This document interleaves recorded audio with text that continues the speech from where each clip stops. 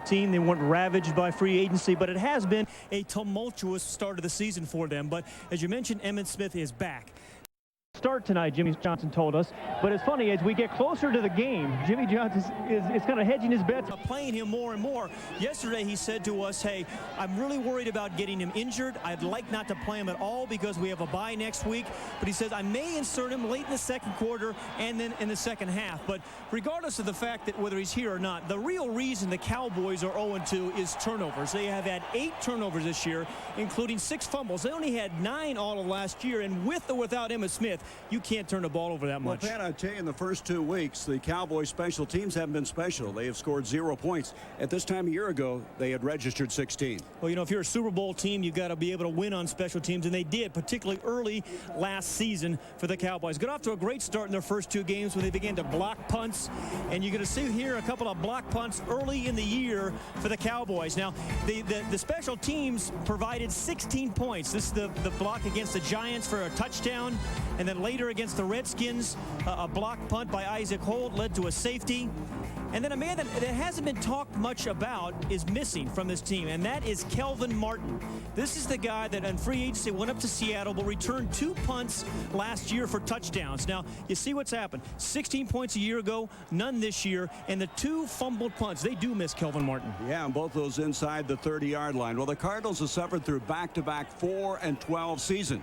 But they signed 7 free agents. They had a brilliant draft, and now they think they're ready to step forward in a big way to prove they're a good football team. Well, that's just what Gary Clark, one of those free agents, said to us yesterday. We have to prove we're a good football team. And it really started with the draft. They had the 3rd pick of the draft, and they drafted Garrison Hurst in that position. Now, the Cardinals are hoping that Garrison Hurst can provide the same kind of spark that Emmitt Smith did early on when he was a rookie with the Cowboys. In the first game, he gained 3 yards. Second game, he gained 76 yards, and they're going to feature him tonight. Joe Bugle says we're going to spoon feed him to the Cowboys. Now, the other part of this new look Cardinals is the free agents. See the Fab Four. Steve Berline will start at quarterback. Cecil, Booty, and Clark. They all come from winning programs, and what they have provided is confidence and an attitude, and that is desperately what this Cardinal team needs. Well, Jimmy Johnson smiling a little bit yesterday at our meetings because number 22, Emmitt Smith, is back into the fold. Jimmy Johnson expecting a very physical football game. Last year, his team winning here 16-10. And Joe Bugle, well, he has been given an edict that he must win 9 games or he will not keep his job. So they got off on very shaky footing, losing to the Eagles and then beat the Skins, the biggest win for Joe Bugle since he's been the head coach. Temperature 93 degrees. It will cool considerably now as the wind is really not a factor, and the sun starts to set behind the stands on the west side as Greg Davis will get ready to kick off. The Cowboys have won the toss. They have elected to receive a very unusual kickoff formation by Phoenix. Yeah, they're in a position for an onside kick as well as coverage. It is unusual. They'll spread out and kick it. Calvin Williams and Brock Marion, both rookies, are back deep for Dallas. There'll be no return here.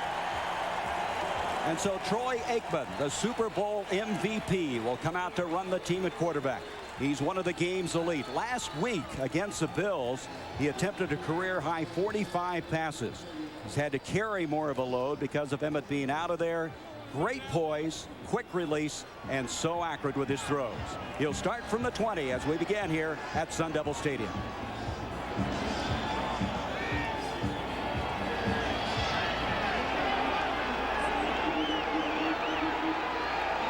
Derek Lassick, the rookie from Alabama. Darryl Johnston in the backfield.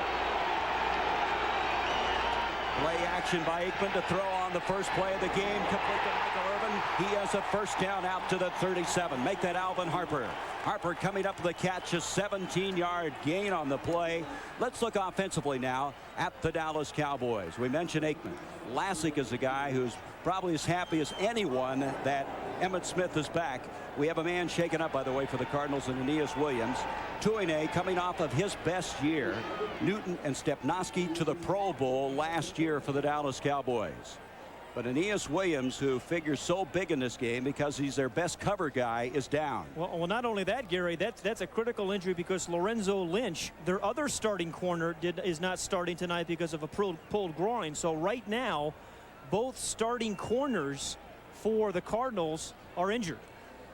Dexter Davis starting in place of this guy, Lorenzo Lynch. We're going to go back now and pick up the injury to Aeneas Williams. Now, when you play against the Cardinals, they play a lot of zone. And when the ball arrives to the receiver, there's going to be a lot of bodies around the ball. And sometimes you can hit your own players. And that's what happened right there. Aeneas Williams got hit by one of his own players, Stowe, number 90, the middle linebacker.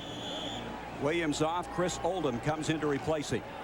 So it's a first down catch by Harper for 17 yards out to the 37.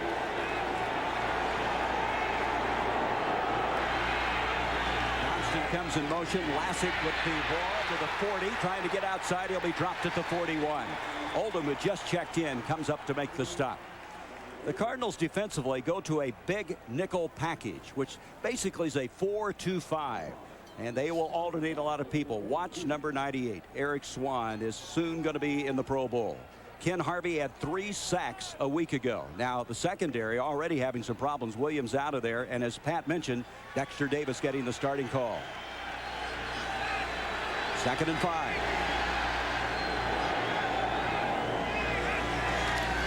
Play action again by Aikman's got a lot of time, and he's on target. Michael Irvin steps out of bounds with a first down at the 42-yard line of Phoenix. Gary, this is the type of game that Troy Aikman is going to complete a lot of passes. I mean, even if Emmitt Smith were in the game, they'd be throwing the ball a lot. They play a soft zone, and they try to keep everything in front of them. But I expect to see Novacek catch a bunch of balls. You're going to see Daryl Johnston, the fullback, catch a bunch of balls. And he's gone twice to Harper now and once to Michael Irvin. 2 17-yard completions to Harper and now to Michael Irvin. Jay Novacek, the tight end in motion. Handoff straight ahead comes Lassick. Lassick inside the 35 to the 34-yard line. Tyrone Stowe made the stop there. Okay, they came out and tried to trap Eric Swan. He's number 98 here, who's going to come in. The guard's going to come around and trap him. It's one of the things you want to do with a guy who gets off the ball as quickly as Eric Swan has done the first 2 games of the season. So they come out and trap him. They've thrown the ball to both wide receivers, and they've run a couple of plays. A nice opening drive here for the Cowboys. 2nd and 3 now from the 34 of Phoenix. The late handoff to Lassick. He's got the first down, and he's going to be stopped in at the 28-yard line. Chris Oldham up to make the stop. I tell you, Lassick has played pretty doggone well when you figure that he has had so much pressure on him due to the absence of Emmitt Smith. He's now carried the ball 3 times for 18 yards, and that'll be another first down. Yeah, he is a good runner. He is a good runner, is Lassick. But when you make a mistake on him, he doesn't score a touchdown. I mean, when you make a mistake on Emmitt Smith, it costs you 6. Now, the lead block by Johnson, number 48, a good lead blocker. He gets stuffed. And then it's number 79, Eric Williams, the right tackle, who threw the other key block downfield. First down from the 28-yard line. Lassick again breaks 2 tackles, flag on the play as he is able to get to the 23-yard line. Lassick showing very good quickness. Freddie Joe Nunn there to make the stop. And the preliminary signal is going to be holding against Dallas. Howard Rowe, the referee. You know, it was a hold, but, you know, the thing about the Cowboys is they have emerging stars in virtually every position. Holding. Number 61 offense. 10-yard penalty. Repeat first down. And one of those emerging stars is the right tackle, Eric Williams, number 79. He's going to come out here and trap out here. Now, again, it's the holding penalty, not on he, but someone else. But he kicks out, and that created a huge hole for Lassick. And even in the offensive line, the Cowboys have playmakers. And that's what makes it even more shocking that they're 0-2 at this point in the season. John Kiesick expected to be back after the bye week. He is dressed. He's getting a starting right guard. 1st and 20. Aikman. Daryl Johnston, the fullback. The ball comes loose, but I think it's been ruled down and has. Boy, did Johnston take a shot that time from Dexter Davis, but he held on enough for the catch to set it up at the 32. Yeah, and if the Cardinals are going to win this game, it's precisely what they're going to have to do, Gary. When you play the zone defense, you let the guy catch it in front of you, and then you rally. And then what happens there, you better secure the ball after the catch. Otherwise, they're going to pop you, the Cardinals, and they're going to create turnovers. That is the whole philosophy of Fritz Shurmur's defense. So they get 5 of those 10 yards back. It's now 2nd and 15. Aikman 3 of 3 for 39 yards. at a time and sorts everyone out and eventually hits Johnston again, and Johnston to the 25-yard line. It still will be 7 yards short of the first down. A third down coming up. Gary, one of the very key players is Novacek right here. Now watch, he's going to get off the line here without getting bumped. Now the ball was not thrown to him, but if you don't bump him and jam him in the line of scrimmage, Jay Novacek may catch 100 passes tonight. What was it they were saying? Troy Aikman said he is a wide receiver playing tight end. He says he sees the same thing that I see. 3rd and 7 now for Dallas. No score, first drive of the game. Aikman, a little slant inside, and they make it to the 15-yard line, and that'll be enough for the first down. Alvin Harper with his 2nd catch of the game, a 10-yard completion. Well, Norv Turner, the offensive coordinator of the Cowboys, said yesterday about Alvin Harper, he was the difference at the end of the year last year because he can play quickly, just like Michael Irvin. Big targets on slants. I mean, the Cowboys, with both receivers, have great size in Irvin and Harper. But Turner said about Harper, he was the reason we scored a lot of points in the playoffs because Alvin Harper really came on as a receiver. Jimmy Johnson has to like what he sees. First down from the 15. Aikman to Lassick to the 10. Boy, they are really mixing it up well. Aikman has not missed a pass. He's 5 of 5. And then he's gone to Lassick to soften him up in the middle. It'll be at the 11-yard line. 2nd down and 6. Watch the lead block by number 48, Daryl Johnston. Again, he is a great combination blocker and receiver. They don't use Johnston much as a runner, but perhaps the best combination of receiver and blocker at the fullback position in the NFL.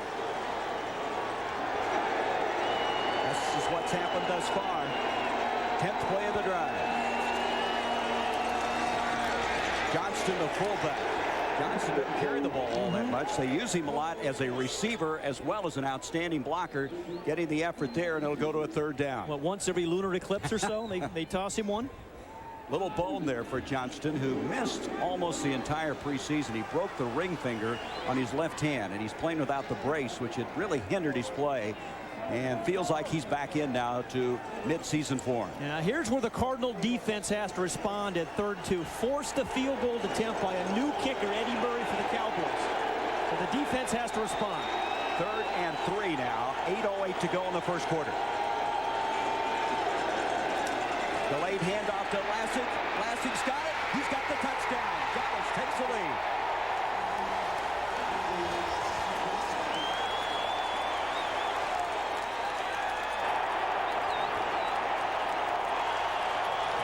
Well, I don't know if this guy inspired him, but they looked awfully good. Emmitt Smith had to be pleased with what his protege, Derek Lassick, did on that drive.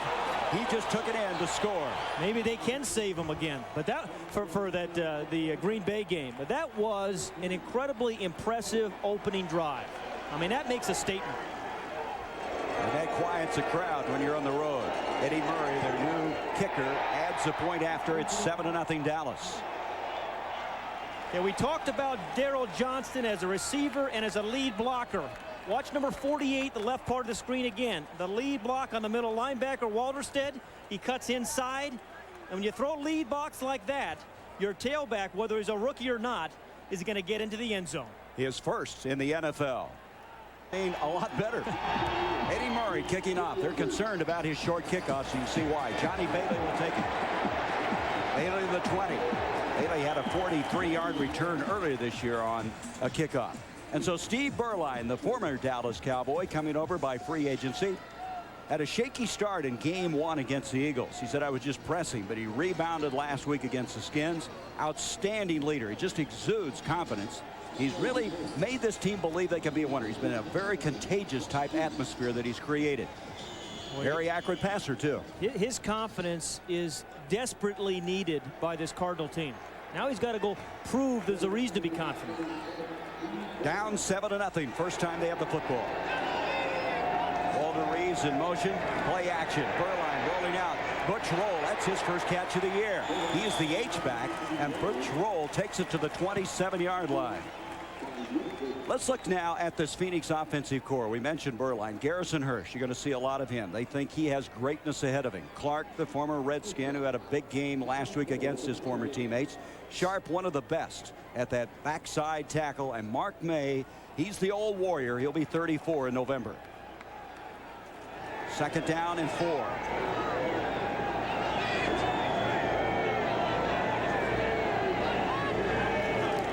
Garrison Hurst. Able to get to the 31, very close to the first down. He needed to get to the 31 and a half. Last week he carried the ball 22 times for 76 yards. Defensively, Dallas will use a lot of people. Casillas and Maryland, those starting. They've been battling back from injuries. Haley's the guy that just stirs it up. Robert Jones, second-year guy, started as a rookie. Ken Norton leading them in tackles thus far. And Darren Woodson, this is the guy that's really gotten the attention of Jimmy Johnson. He says he's everything I wanted. It was a first down to the 32-yard line. Again, it's Hurst. They want to establish him early, as Pat was saying, and he'll take it out to the 39. That's a pretty good way to establish a runner, isn't it? As he looks good that time. He sees the field so well. They talk about his vision as a runner. Yeah, he is, and they want him to get the field. But you've got to always account for Charles Haley. I mean, even when you run away from him, you know, you give him a little shot there and you think you have him stopped. But when you have a cutback runner like you have in Garrison Hurst, who may go anywhere, you have to stay on your blocks, particularly when it's against Charles Haley. Gain of 7 on the last play, 2nd and 3. Burline with time. Near sideline. Ricky Prohl makes the catch, and that'll be a first down. Prohl will go out at the 48-yard line of Phoenix. Larry Brown over to make the stop.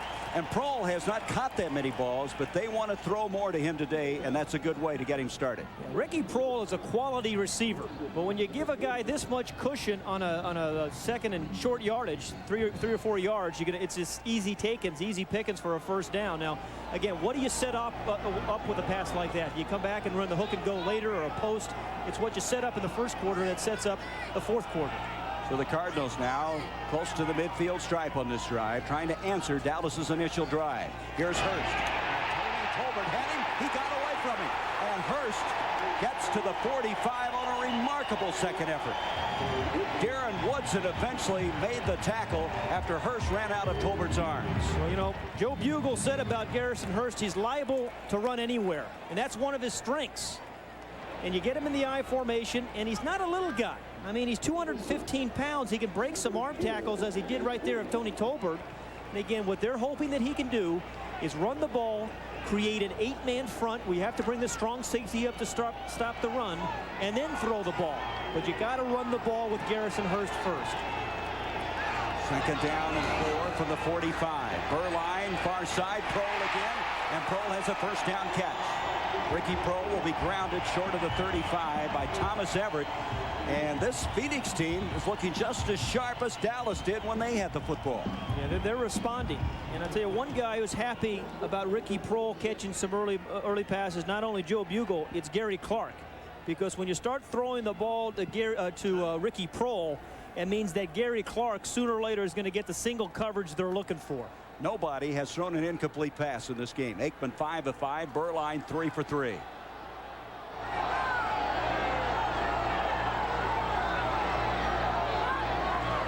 From the 36, first down. Hurst trying to bend it back, maybe a half yard that time. Thomas Everett there to make the stop. Hurst missed the entire preseason, and there are times he's hesitant running the ball. Sometimes, Pat, they wish he'd just go for it. Yeah, what they're saying is the offensive linemen are saying he's got to trust them a little bit more and stay with the hole. I mean, in college, you can bounce it outside and outrun a lot of people. In professional football, there's not a lot of open spaces. So the offensive linemen have talked with him this week about, hey, trust me, hang in there with me. Let the hole develop before you try to make a 40-yard run. Make a 4-yard run first. Second down, virtually 10 to go. That's Butch Roll in motion. Pressure up the middle. Burline trying to get out of it. He won't. Russell Maryland wrestles him down, but pressure coming up the middle, chased him, flushed it out of the play, and Maryland then was able to finish it, and a loss back to the 45-yard line. Russell Maryland's first step always causes a lot of commotion in the backfield. I mean, he just ran right around Mark May, number 73, to make the play. And Maryland was talking to us yesterday about, hey, I'd love to be in third downs more. He's kind of a first and second down guy. They take him out in pass rush situations, but he's got a terrific first step, and he can really cause some penetration. He's really been slowed with a turf toe, but now feels he's come back from that. 3rd and 19. That is Randall Hill in, number 81, in motion. Burline over the middle, flag on the play. Larry Centers makes the catch. He's to the 39 of Dallas, but there's a penalty flag thrown at the feet of Burline, and let's see what this is all about. It's going to be holding against Phoenix. Joe Bugle, who was the guy who started the number original 73 Hogs offense. Penalties decline. Brings up 4th down. in Washington, and he doesn't like those holding calls, so they'll have to get rid of the football. As Rich Camarillo will come in and punt, and there was some concern whether Camarillo would be able to punt today. He pulled the calf muscle in the warm-ups last week and didn't punt until Thursday of this week. Kevin Williams, the rookie, back to receive it. Pat Beach, the snapper. Trying to angle it to the near side, and the ball is going to be hit too far into the end zone for the touchback, which you love. I hate that. I mean, just gave up 20 yards. So it's a 39-yard punt, but the Cowboys will have it at the 20-yard line. Dallas with a 7-0 lead, and they've quieted this crowd after that impressive drive of 80 yards earlier. They get the ball for the second time. Lassick was impressive in the first series, 5 carries, 30 yards. Hurst, on the other hand, 4 for 17. And of course, Derrick with his first touchdown ever in the NFL. From the 20, end around reverse. Kevin Williams, and the rookie from Miami of Florida brings it out to the 30, just short of the first down. John Booty reacting finally. This guy has such speed. He's around a 4.2 40 guy. He is fast, but big old Nate Newton, number 61. I mean, he was trying to block someone. He knew he had a fast guy behind him in Kevin Williams, and all 303 pounds, and Nate Newton was out there. He didn't hit anybody, but he looked good. I tell you, that's not as much weight as he used to carry out there. Well, you know, they used to just kind of spread some oil and vinegar and let him graze out in the end zone before the games. They called him the kitchen. Second down, less than a yard to go. Johnston, the fullback, and he appears to have the first down across the 30 to the 31. So what have the Cowboys done? They've used virtually everyone in their offense. Their offensive line, as we talked about, having playmakers, they've used those guys, particularly Eric Williams and Poles and such. They've used Michael Irvin and Alvin Harper. Lassick has scored. Daryl Johnson's thrown some key blocks. Of course, Emmitt Smith has not played. Jay Novacek hasn't caught a pass, but he has been open. But they use all their players, and they use them in the best way they can. Take advantage of all their talents. First down from the 31 for the Cowboys. 7-0 Dallas. Aikman, a lot of time going up top, far sideline. The ball is up, and the catch is made by Alvin Harper, a sliding grab, and that was a remarkable catch. He had a defender all over him, a 44-yard grab to the 25-yard line of Phoenix. 2 years ago, Alvin Harper couldn't make this adjustment. But Alvin Harper has made this Cowboy team a much more difficult team to defend, because now you can throw him any kind of route, and now he'll adjust to the ball. It's not just catching the perfectly thrown pass, it's the one that's not thrown so well, and yet you still go after it and make the play. Alvin Harper sets him up at the 25. Novacek in motion. Lassick carrying the football, breaking tackles. He gets 5 as he takes it to the 20.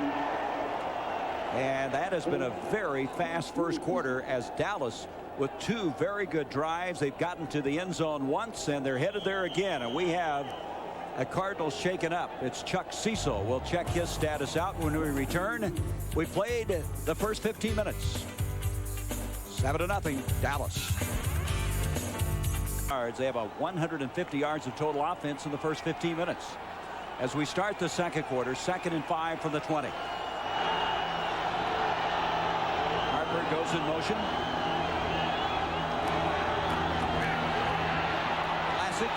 Lassick will get to the 20, and that's about all. Pretty good fill that time for the safety spot by Michael Zordich, also Eric Swan. It'll bring up a 3rd down, still 5. You know, Gary, we were just talking about Phoenix, and they've been in this position before early in the season with a big game at home, and they've never quite responded. And you know, this is a game they can't afford to get Dallas get up 14 points. I mean, this is one of those turning point 3rd downs for the Cardinal defense. They have to stop, forcing the field goal, force the field goal attempt. You got so many windows of opportunity, and they need to take advantage of it. 3rd and 5. Aikman, far side, Novacek, and Novacek ties for the 1st down, and he got it. Novacek able to get inside the 15-yard line. John Booty finally caught up with him. Here's a guy last year that led all tight ends with 68 catches. Well, you know, the consistency of Jay Novacek, over 60 catches over the last 3 years, 84. See, they don't jam him. I think if you don't jam Jay Novacek and you let him get started, he's going to kill you. And he's got the hands of a wide receiver. It's kind of a half a catch there, but he got it. Kind of massaged that ball. He did. But you have to jam him at the line of scrimmage. He'll catch 12 passes. Aikman still hasn't missed. He's 7 for 7, using 4 different receivers. Delayed handoff to Lassick. Lassick doesn't fool too many people, and especially Brent Wallerstedt, a rookie, number 52 out of Arizona State, who is one of the best open field tacklers they've had in a long time. He's a 6th-round draft pick. Well, that was a pretty good open field tackle right there on Lassick. Gained a yard, 2nd and 9. Or the Cardinals really need to get him to absolutely settle for a field goal on this drive. And you know, the Cardinals have not blitzed yet. They've been playing that zone. They have not come close to getting to Troy Aikman. As a matter of fact, the last 2 games against him, they haven't sacked him.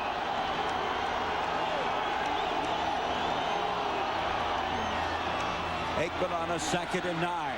Being flushed out, being chased. Shows how strong he is. Chris Oldham eventually knocks him out of bounds. He may have picked up a yard in all of that scramble, so we're going to come to a 3rd down, and the Cardinals want to put a stop on right here.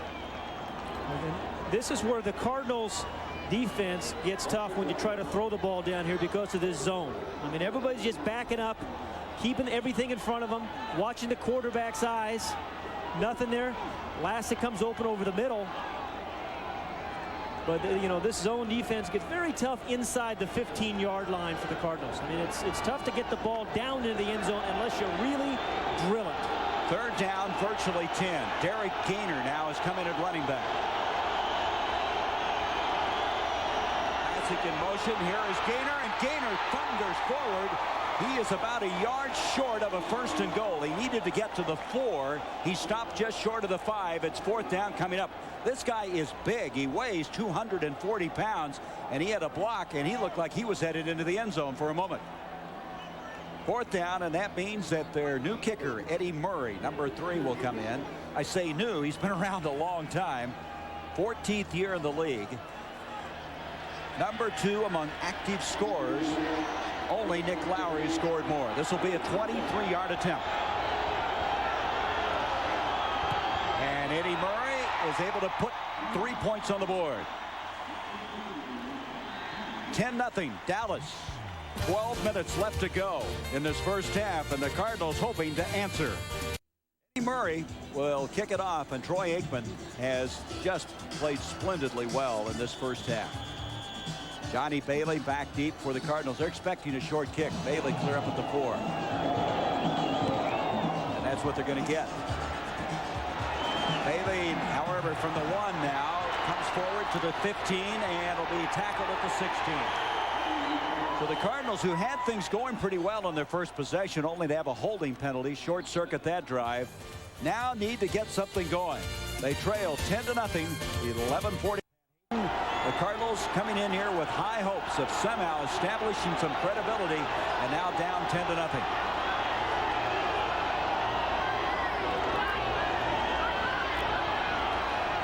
They pick up the blitz, a give to Garrison Hurst, and no place to go.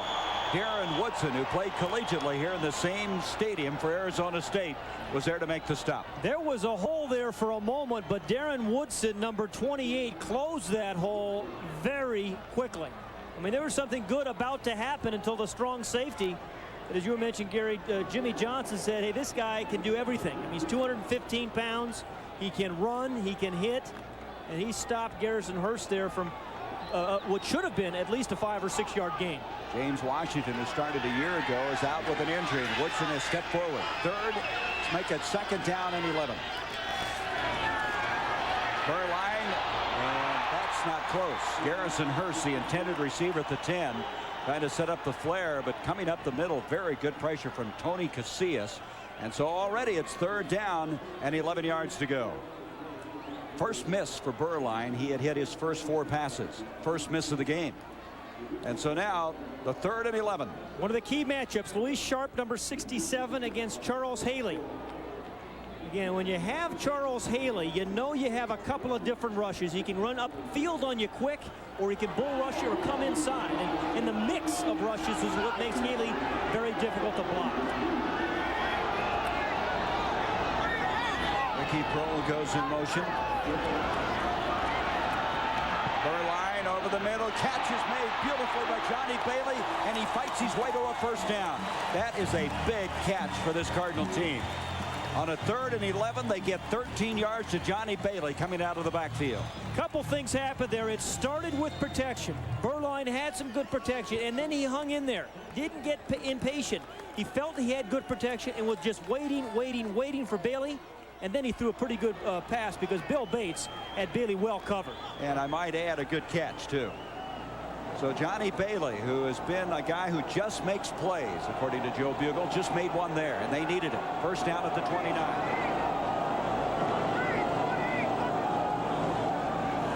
Quick hitch, far side, and Gary Clark makes his first catch, but no place to go because Larry Brown was on top of him instantaneously. Clark had a big game last week, coming up with 6 catches for 95 yards. He started very slowly. He dropped 4 passes in the first game against Philadelphia. Just trying too hard, he said. Well, Joe Bugle said about Gary Clark, of all the free agents we acquired, he is the most valuable because he's the guy who can make plays for us on Sundays that can win ball games for us. That's what we were talking about. The first miss a moment ago by Burline on that little pass intended for Hurst. Gain of 2.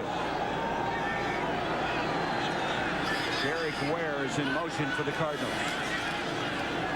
Burline trying to set up a screen. He gets it off to Garrison Hurst. Hurst trying to find some running room. Able to get close to the 35. Charles Haley doubling back to make the tackle, number 94. You know, Gary, everybody talks about the speed of this Dallas Cowboy team, and what speed really allows you to do is get back into the play after you get blocked. I mean, that's happened with Charles Haley.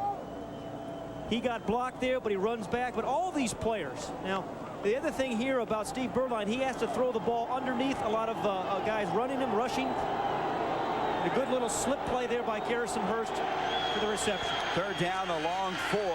Misdirection, handoff to Bailey. He's got the 1st down, and Johnny Bailey now has made 2 very important plays on this drive. Both of them coming up on 3rd down, and he's got the ball out to the 43-yard line. Last week when the Cardinals beat the Redskins, Johnny Bailey rushed for 3 first downs in nickel situations. He just did it there again. He made a catch a few plays ago, as you mentioned, Gary, on 3rd and 11.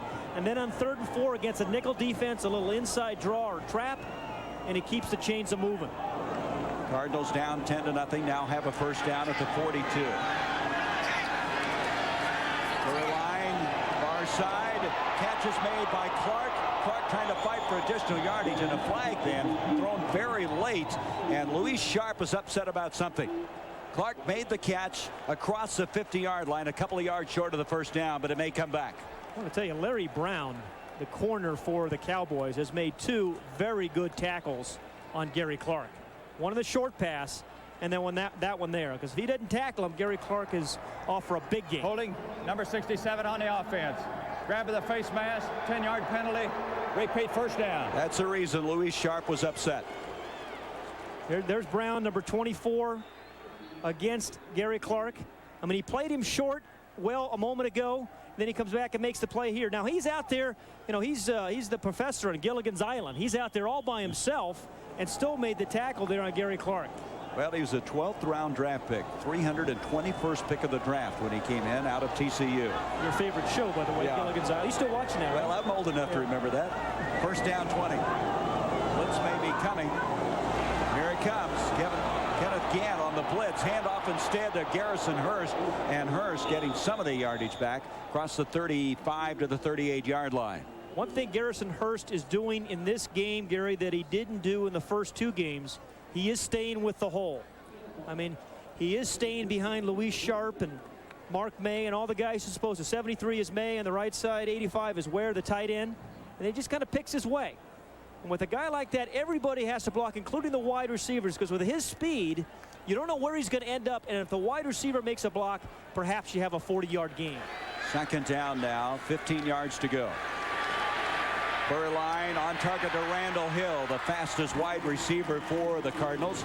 He's got the catch to the 49-yard line. Gain of 10, but they're still short of the first down. It'll be 4 yards short of the first down. Getting up very slowly is Kevin Smith, who was their first draft pick of a year ago. Gary, both these quarterbacks, as we've talked about, have really been on today. And defensively, both these teams are going to have to change it up on them. I mean, they're going to have to come after them, a blitz, a safety blitz, linebacker, because right now they are very much in rhythm. Third down, make it 5 to go.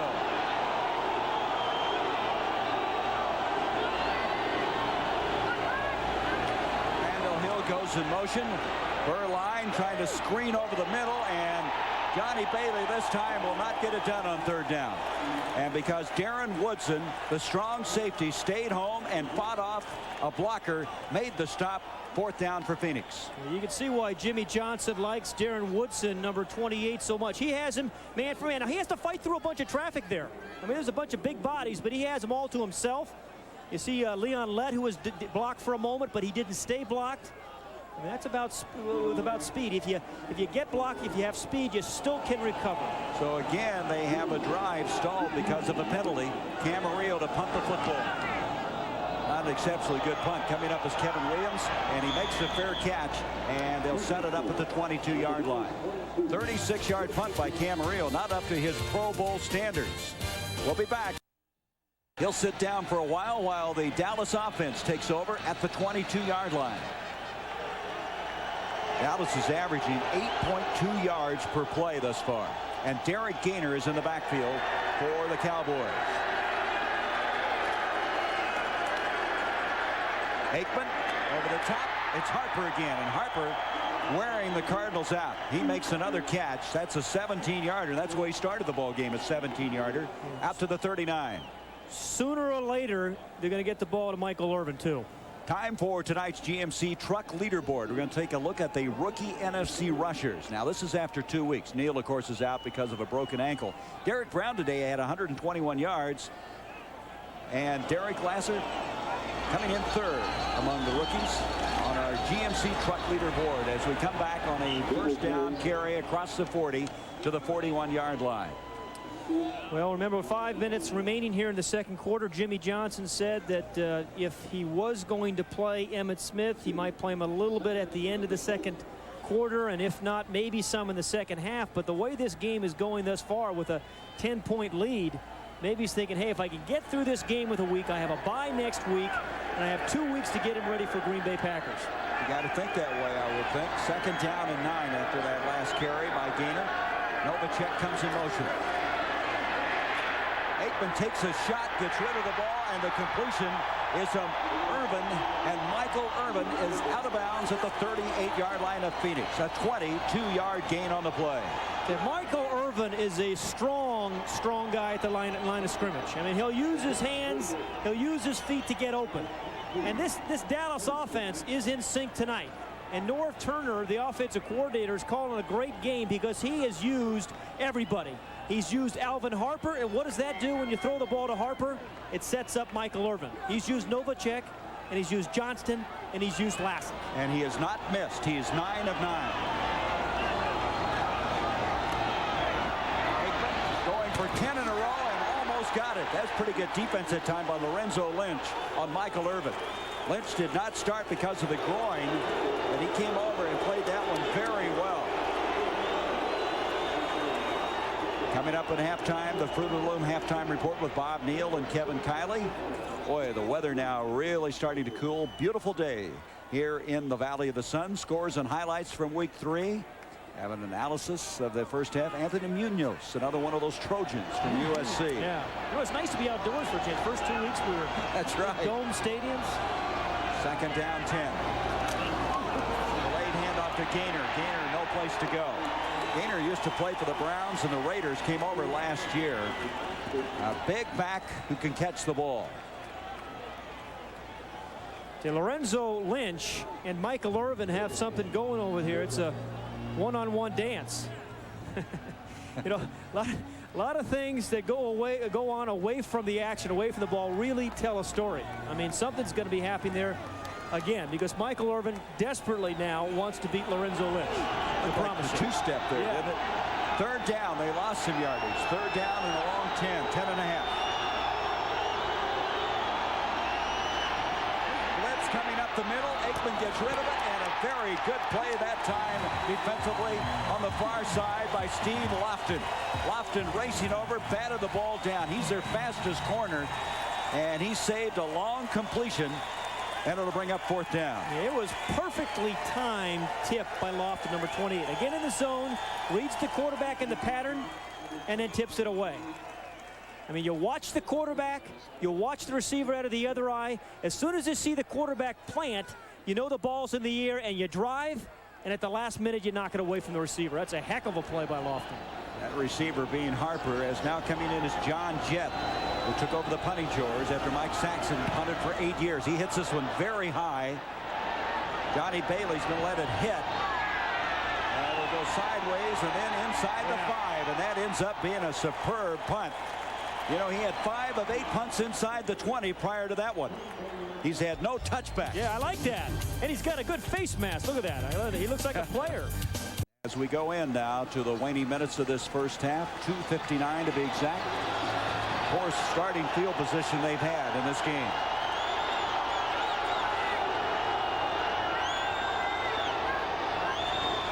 Looked like we had some movement, but I don't see a penalty flag. Burline sprinting in the end zone. Gets out of there, throws to Randall Hill. They fight for it. A penalty flag, and we're going to have pass interference. That was Kevin Smith with Randall Hill fighting for the ball at the 40-yard line. I thought initially Luis Sharp might have fired back off the line of scrimmage before the snap, but there was no penalty there. Well, I want to tell you, he had a heck of a rush from Charles Haley. Charles Haley just pushed Sharp right back into Steve Burline. The top of the screen there, he just pushes Sharp, who weighs 280. But Burline is an athlete. I mean, he can move around a little bit.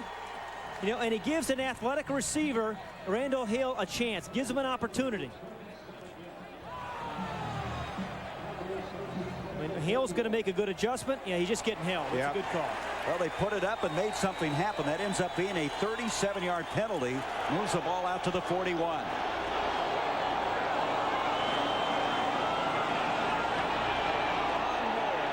Out of Pittsburgh State, who's played remarkably well, along with Garrison Hurst, carries the ball there. Week 3 in the NFL. Let's get you up to date on the action on our Russell Athletics scoreboard. How about the Eagles? 3-0. Giants as well. Dan Reeves has gone into the Big Apple and done a remarkable job. The 49ers with the win there. Saints didn't score as many points, but they got the win, 14-3. Second down and 7.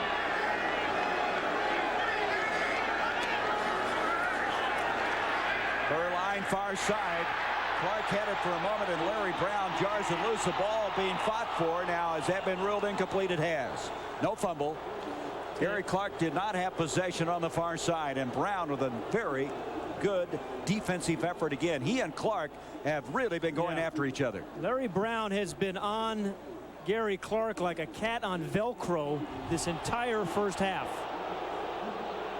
Well, he has not had a chance. And one of the things that Gary Clark can do is extend the play if you let him. But if you're right there when the ball arrives, nothing's going to happen. A good first half. Bill Cowher's team with their first victory. The Browns 3-0. Chargers with Carney having another big day. 6 field goals. Third down and 7. Burline. Time to Derek Ware, and he dropped it. Derek Ware, who has the only catch among the tight end core for Phoenix, that being a 13-yarder last week, drops the ball. And if you're going to beat the Dallas Cowboys, you've got to make those kind of plays. Well, you know, every Cardinal fan, have seen the Cardinals do this before. You get themselves close, get in a big game, and then not make the plays. Look at Berline. And I don't blame him. I don't blame him. That's a ball that should have been caught easily. Camarillo now punting away to Kevin Williams. He calls for the fair catch. He fumbles the ball but gets it out of bounds, and so Dallas will have it. And boy, I tell you, Williams has really had a tough time. He's had 2 fumbles on punts earlier. That's a 42-yard punt. And Berline is hot and has every reason to be so. Interesting exchange between Derek Ware, the tight end who just dropped that pass a moment ago, and Steve Berline. And Berline's trying to get him calmed down and saying, hey, you dropped it. It hurt us, but we may need you in the second half. We're going to need you in the second half. You may catch the game winner, so get back in the game. From the 15-yard line, Dallas will start this series.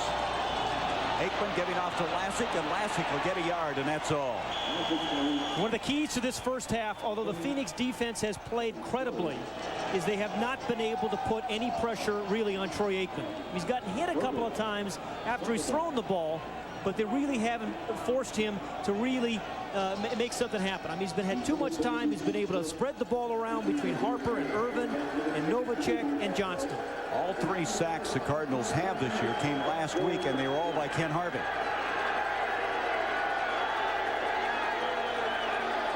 Second down 10. Aikman to Johnston, the fullback. Johnson hit by Lynch, and he's going to be short of the first down. He's going to bring up a 3rd down, 2 yards to go.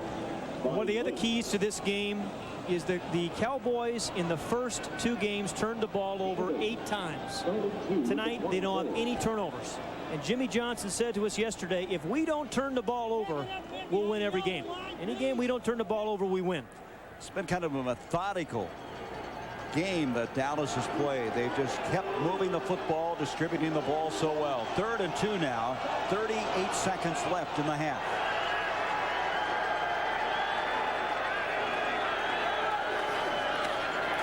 Bassett trying to get outside. He'll be stopped, and now Phoenix ought to get the clock stopped, and they do. They do. There you go. They call timeout with 23 seconds left.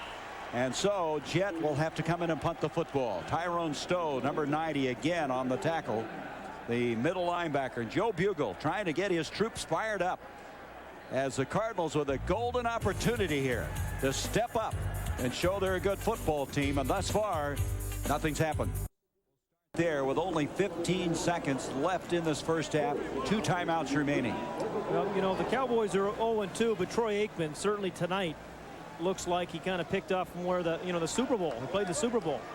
And, you know, you think about the Cowboys, everybody remembers how many points they scored, those 52 points in the Super Bowl. You forget they kind of struggled in the year. They had a lot of close ball games during the regular year. It was just when they got to the playoffs where they really had that surge, largely because of the play of Alvin Harper. Jimmy Johnson said, if we win a ball game, we'll get right back on track. And right now, they're on their way to that. Look at that. Look at Jimmy. His defense is a little bit like his hair. It's rarely moving tonight. You were asking about when he scuba dives, if it ever gets out of place. Oh, it's great. First down for Berline. And Berline then buried at the 25-yard line. He pulled it down, and John Roper, number 56, who they acquired from the Chicago Bears in a trade, was there. And they're going to use another timeout. Phoenix will have 1 remaining with 8 seconds left in the half. Well, you mentioned Aikman. He's 10 of 12 for 154 yards. And this is not what Joe Bugle had in mind. It's either been a penalty. You know, they had a penalty on a nice drive, and then a drop ball by Derek Ware. You know, they just haven't been able to make it happen. You know, last week their defense, the Cardinal defense, made all the plays. They stopped, you know, Washington on a 4th and 1. They made an interception in the end zone. They, you know, did some good things. But tonight, the Cowboy offense has been incredibly efficient and turn it over. The Cardinal offense hasn't made the plays when they've really needed them. Well, last week they started out and just marched down the field against Washington, didn't get in the end zone. Then he had a 58-yard punt return for a touchdown. They started quickly, just haven't had that kind of fireworks here tonight. Well, one thing, Gary Clark, they're going to have to get the ball to Gary Clark out in the open field, maybe get him away from Larry Brown, who's really played him well. But In the second half, if the Cardinals are going to come back, Gary Clark, one way or another, is going to have to figure him. Clark has 1 catch for 2 yards thus far, to give you an idea how well Larry Brown has played him. Roger Riley, our statistician, pointed that out. Now, Gary's been really slowed by a groin problem, and he's been nicked up. He didn't practice this week, but he called the Cardinals, wanted to come here. He was the free agent signee and has given them some leadership.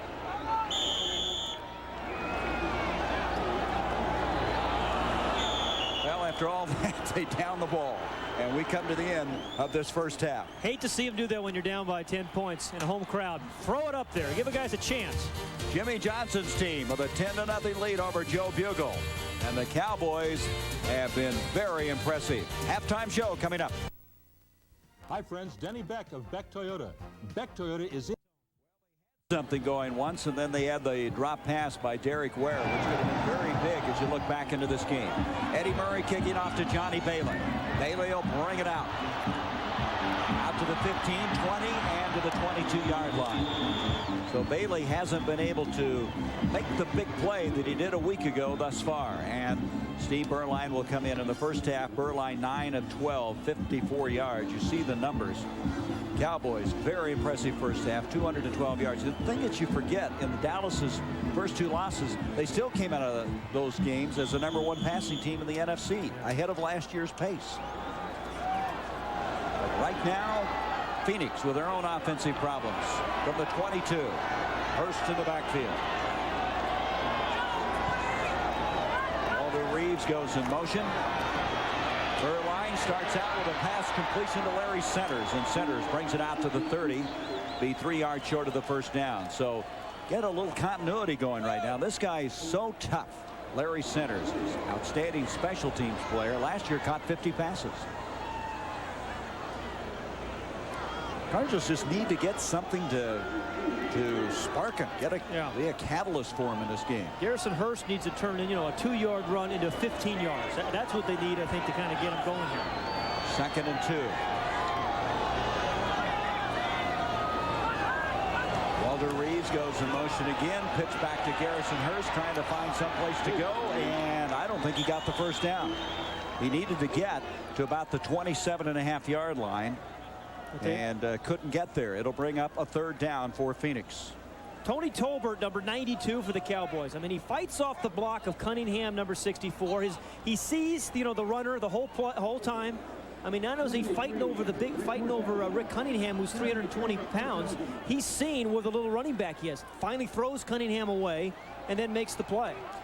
Speaking defensively, we just got a report Leon Lett fractured his right ankle, so he will not see him. Refractured the ankle. He heard it back in camp earlier as Berline comes up, completion, and the catch is made by guess who? The guy who was the GOAT of the first half, Derek Ware.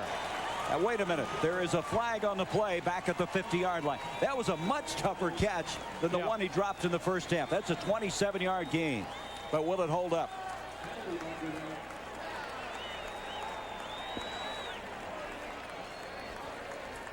Boy, you got to like the fact that they went back to Derek Ware after he dropped that big pass in the first half.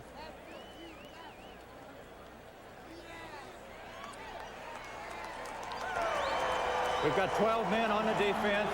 Penalty is declined. Pass completed. Still couldn't stop it. But you're right. The one thing is, hey, they come back to Derek Ware. And what did we say? Berline was saying something to the effect that Derek Ware after he dropped that pass. Hang in there. I'm going to need you in the second half. So a 3rd and 1 situation. Boom. They come right back and get the ball to Derek Ware. 27-yard gain to the 42-yard line. Ware goes in motion. Hurst, look at the seeing vision that he has, the ability to find the hole, and he gets inside the 40 to the 37, a gain of 5. Well, Gary, did he set up Charles Haley on that one? I mean, Charles Haley, the right defensive end, was just waiting for something to happen with Hurst. He thought he was going to run right into him, but he set him up. Watch the left part of the screen here. Freezes him, cuts back inside, picked up a nice block. I think it was by Lance Smith to gain about the 5 yards he picked up. 3rd pick in the first round, Garrison Hurst. 2nd and 5 now for Phoenix. 10-0 Dallas.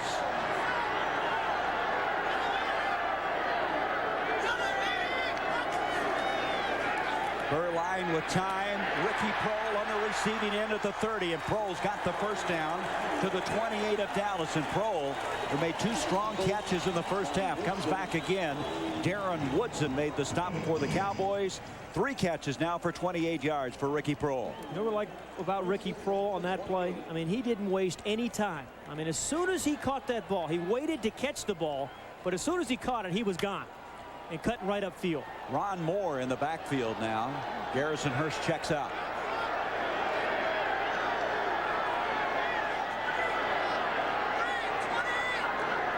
Walter Reeves in motion. Ron Moore gets the ball, and Moore runs into a lot of blue shirts. Tony Casillas, one of the first to get there. Casillas, who had surgery on some bone chips in his elbow, coming back to start tonight. Gary, this is a situation now where Steve Berline has to be careful. I mean, you can't have a negative play here. I mean, opening drive of the second half, your team is down by 10 points. You're now in field goal range. Do not take the sack. Clearly, you don't want to throw the interception, but they can't afford a negative play, because right now they have a chance of at least putting 3 points on the board, and they desperately need it. And this drive almost 4 minutes old. 2nd down and 9. Berline deflected in the air, and it is going to be intercepted. Picked off by Kevin Smith. And that's exactly what you said, Pat Hayden. Don't let that kind of thing happen. And it was up for grabs, and Kevin Smith with his 2nd interception of the season. Well, this is not Berline's fault. Good defensive coaching by Butch Davis. You know, the Cowboys have always gotten their hands up. They've always deflected a lot of passes. And when you do things like that, you set defensive backs up for interceptions. Kevin Smith with his 2nd interception, the Cowboys with the ball. Emmitt Smith, at halftime, we were talking to Jerry Jones, the owner of the Cowboys. They were going to heat his hamstrings up because he has tight hamstrings, try to get him ready, but I wonder if they want to use him now with a 10-0 lead and possession of the football again. The way the Cowboy defense is playing, ideally, I think you hold them out, give them a week off. You have 2 weeks to get ready for Green Bay. End around reverse to Michael Irvin, and Irvin is going to get across the 35, very close to the first down, and run out of bounds by Lorenzo Lynch. And how about the block, though, by Nate Newton? I mean, you know, there's a lot of fast guys and speed guys and guys with big contracts and all that stuff. But, you know, when it gets down to it, you still have to have a bunch of big bodies that block and tackle. And you got Nate Newton, number 61, who leads the way in the reverse. And he just kind of seals off the inside. If he doesn't get that block on John Booty, there's a no gain for Michael Irvin. He picks up 9 instead. Newton going to the Pro Bowl for the first time last season. Johnston and Lassick in the backfield. Lassick trying to get the first down. There's a penalty flag, 2 of them. He had enough for the first down, but let's see if it stands.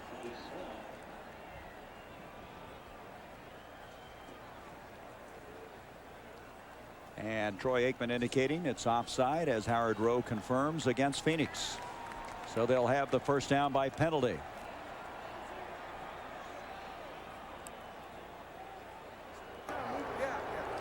Offsides, number 79 defense, 5-yard penalty, first down. That's Keith Rucker, all 360 pounds of him. Yeah, when he's offside, you know, right? Can't be too subtle, can you? Yeah. Look at the play selection tonight by the Dallas Cowboys. Running the ball better. Yep. Just having Emmitt on the sidelines helps, right? Yeah, it must. You know, I mean, that dark cloud that the players were talking about has been lifted. First down 10. Troy Aikman on a play action fake near sideline. Harper, and Harper comes up with a catch. Alvin Harper is having a big night for this Dallas team. That'll be a 41-yard gain, just short of the 15. That is a great throw and a great catch. I mean, there's only a few guys who can throw this ball, have the arm strength. Elway, Marino, Troy Aikman, because they had double coverage. First, you have to get off the line. You have to adjust like Alvin Harper has. Now, there's a safety coming over. That's Chuck Cecil. But it was a pump fake by Aikman, and then he drills it in front of the safety to an adjusting Alvin Harper. I tell you, Alvin Harper really played good. What they say, he loves to go deep. Well, he did there. Here is Lassick. Lassick to the 10, to the outside, the 5, diving for the end zone. He did not get in. He did not get in, but what an effort by the rookie from Alabama. 13-yard gain. They're going to mark it at the 2-yard line. And another very good lead block by Darryl Johnston, number 48 of the Cowboys. And he should be smiling, Lassick, when you're running behind blocks like he's going to get again from 48, the fullback, Johnston. I mean, he's going full speed, knows exactly who he's going to get. He takes out Stowe, knocks him off his feet. You know, Chuck Cecil said he may not be Emmitt Smith when he was talking about Lassick, but he certainly isn't my Aunt Harriet either. I mean, he can run. Gene Stallings led him a year ago on that national championship team. Here he goes again, fighting for the goal line, and he has scored his second touchdown of the night. You will not see Emmitt Smith tonight. He will not play.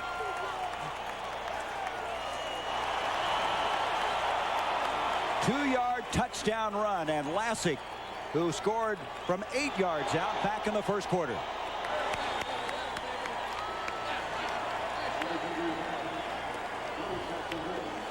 The big 41-yard completion to Harper, setting it up, 1st and goal, and now that took only 2 minutes and 4 plays.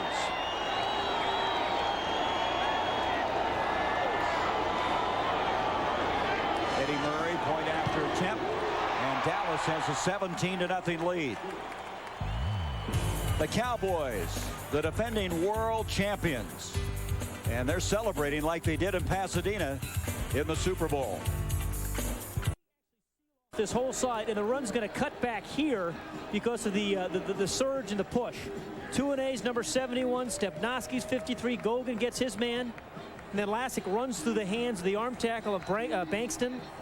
And the offensive, well, Emmitt who? Yeah. He'll be back, and he'll still have a big year. But what they have found out about Derek Lassick, he can be a very capable guy. 12 carries, 52 yards, and 2 touchdowns tonight. Kickoff will be hauled in by Johnny Balin. And Bailey to the 23. Last time he ran out the 22. The special teams of the Cowboys so good, and one of the reasons they have such good speed. And Kenneth Gant was down there. One will be back. Dallas leading 17-0. Draft pick, a guy who was playing in the absence of Emmitt Smith. Having Emmitt on the sideline, watching him perform and score 2 touchdowns. Helmet put cam. you in there. Yep. Yeah, helmet cam is back. That's what he saw when he took it in for the 2nd time. Looking through there. First down now for the Cardinals. 8:47 to go, 3rd quarter. Late handoff to Garrison Hurst. Hurst fights his way out to the 27-yard line. Next week we'll be bringing you a game way back near the Hudson River in the New Jersey side. Didn't think you were going to get that out there. The New York Jets, led by rejuvenated Boomer Esiason. What big numbers he's put up the first 2 weeks. They were idle this week. They will host the New England Patriots. Silver Bullet Stadium show kicks things off at 7:30 Eastern. Game follows at 8. Be sure to be with us as get to see Drew Bledsoe. You know, I watched him play today, Drew Bledsoe, and even though the team lost by 3 points, this guy can wing it. I mean, he can play. He's going to be a star in the league. Parcells has lost 2 games decided by field goals. Here is Burline to Randall Hill. Hill's got it. Hill into the 20-yard line area. They're going to rule him down. He gets up and runs. Kevin Smith touched him as they're going to mark it at the 16. 57 yards to Randall Hill. Gary, some guys have a burst, an extra burst when the ball is in the air. When this ball left Burline's hands, it didn't look like Randall Hill was going to be able to get there. But then he sees it, he turns it on right there. And you know, then he did a pretty smart thing. He got up and ran it in. Now, it was out of bounds. They called him down. But it was a little burst as soon as he saw the ball. And, you know, they've been looking for a spark all day, and they've gotten one right now from Randall Hill. And that's their longest completion of the year. First down at the 16.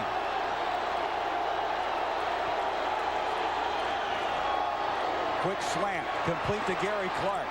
And pretty good coverage again, this time by Kevin Smith. They moved Clark to this side, getting away from Larry Brown, who's covered him so well. But Clark that time didn't get a lot on that play. As good coverage again by the Cowboys. It'll bring up a 2nd down and still 6 yards to go. You know, when you think about the Cardinals, you have to also think about the Cowboys on offense.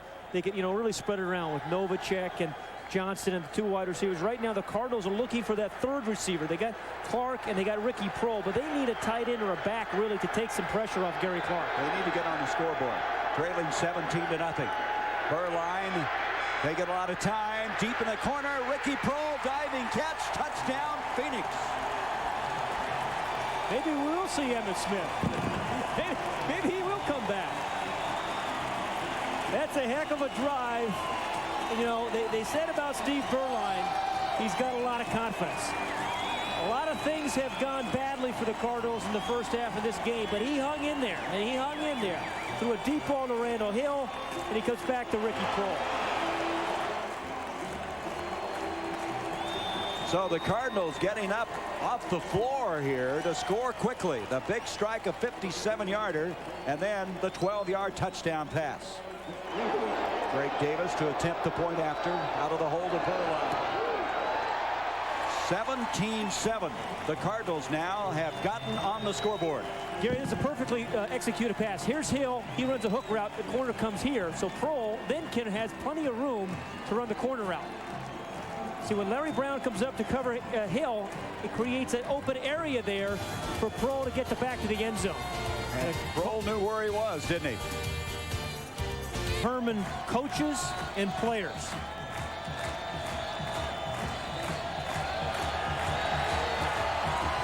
And fans.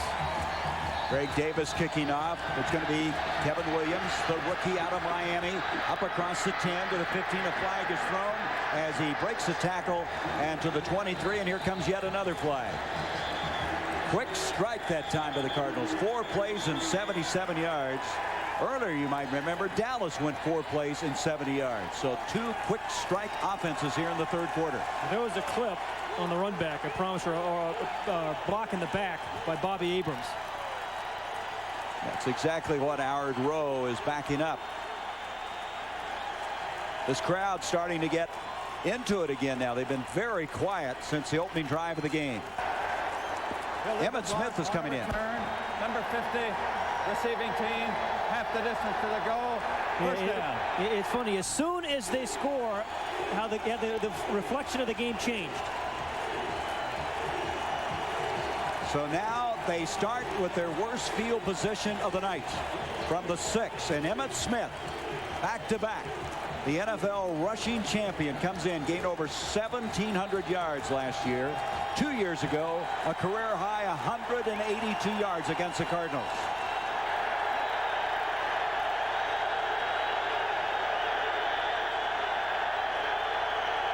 Aikman throwing from the goal line, comes out and makes the connection. This is Michael Irvin stepping out of bounds and picking up a first down and an 11-yard gain on the play. Well, you know, that's only 11 yards, Gary, but that's a beautiful play. First of all, it takes some pressure off. You know, the other team just scores on you. The momentum's going the other way. You come in and you fake Emmitt to Emmitt Smith, and you have a perfectly timed out route to Michael Irvin. And like I said, only 11 yards, but in significance, a lot longer play than that. Aikman 12 of 14, 206 yards passing. Here he goes, his first carry of the year, Emmitt Smith, and the crowd reacting to that as Keith Rucker was there first to make the stop. This crowd realizing now that number 22 has entered the football game. With Emmitt Smith, it always starts with his eyes. I mean, he sees things, he has a feel for players, where his blockers are going to be, and where defenders are going to end up. Pick up on the play of 5 yards, 2nd and 5.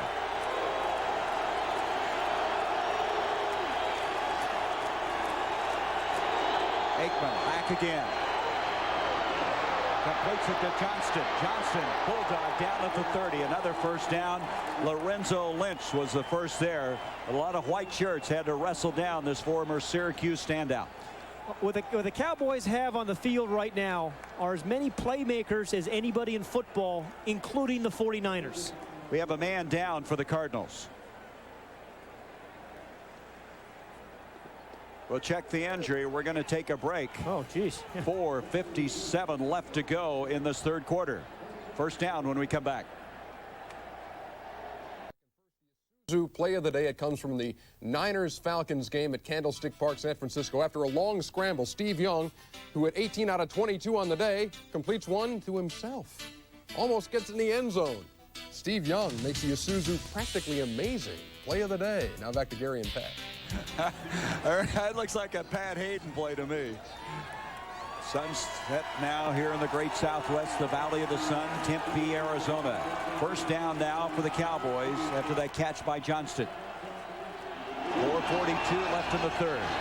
Aikman complete to Johnston again, and Johnston will be run out by Aeneas Williams. We talked about Johnston on that previous catch. What's the end of this play? Yeah, the complexion of this game has certainly changed.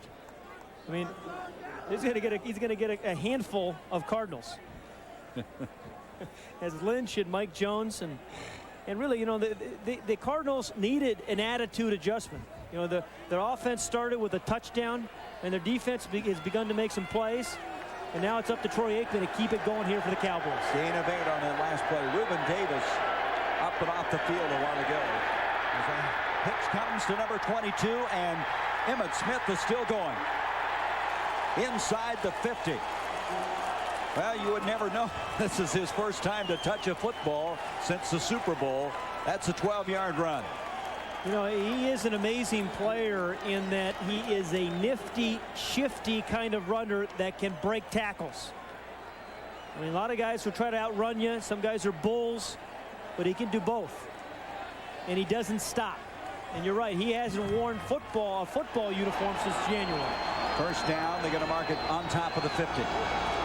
Aikman, pressure coming from Freddie Joe Nunn, complete to Smith, and Smith is tackled very nicely in the open field by Lorenzo Lynch. But you see how strong Smith was? Even though Lynch made the stop, he fell forward and got a couple of more yards on the play.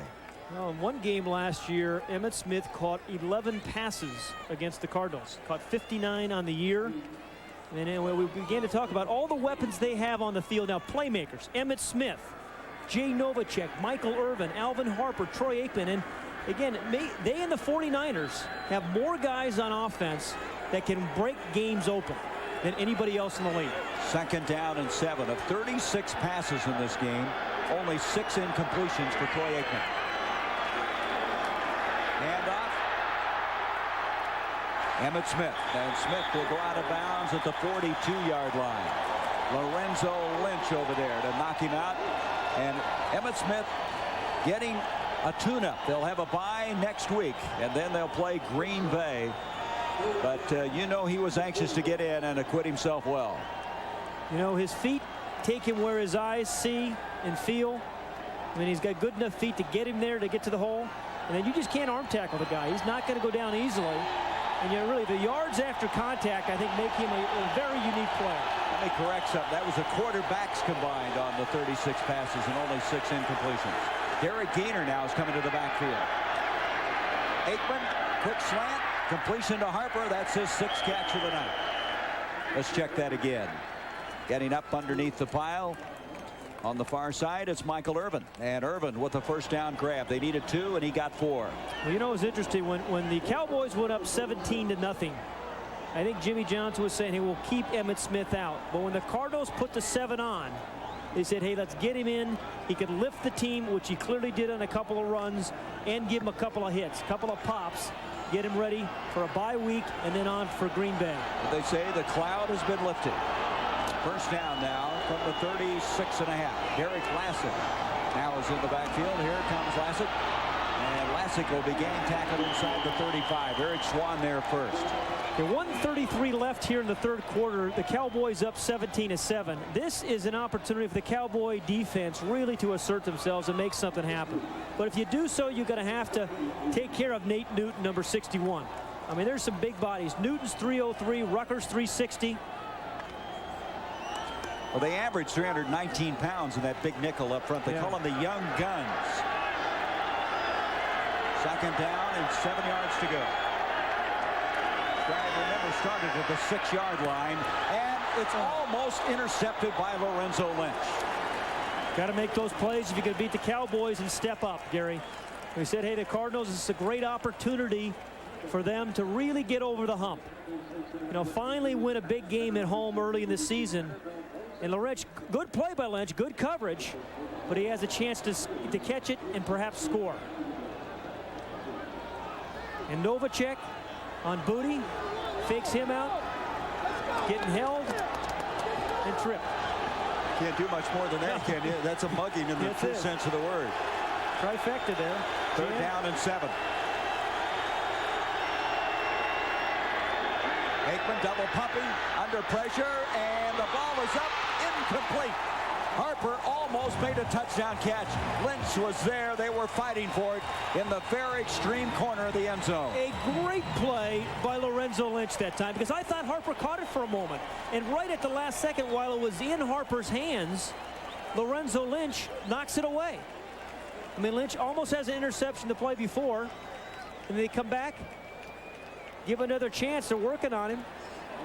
Caught for a moment, and Lynch just interferes with Harper enough so that he can't make the catch. Aikman, unusual view of that play. This will be a 50-yard field goal attempt by Eddie Murray. The kick on the way, it's very low, and the kick is no good. So Murray does not add to the Cowboys' advantage. 48 seconds left in the third quarter. Dallas on top by 10. Of Harper out of the way, and that forces the bobble. Otherwise, that's a touchdown. But Harper has really adjusted well tonight, Gary. And again, that's what he's done well at the end of last season. But Lynch made two big plays on that series, and then the missed field goal. And the Cardinals have it at the 33. Garrison Hurst in the backfield. Erline setting up a screen to Hurst, and he's knocked down immediately. That's Haley again, Charles Haley, who runs so very well, so explosive. And that time reading the screen, and they lose a yard on the play. Second down, 11. You know, he is like, you know, almost a center fielder. I mean, he just closes on plays. When he's near the quarterback, he puts it in another gear, and he'll reach out and grab him, cause a fumble. There, it's a little screen pass. He felt it. He saw it. He saw the tackle was giving him too much ground. And then he makes the play in the screen play. Coming down to the final seconds of the third quarter. Second down, 11. Eric Ware in motion. Erline dropped. And that's Prohl, the sure-handed Ricky Prohl, who's made 3 important catches, 1 for a touchdown.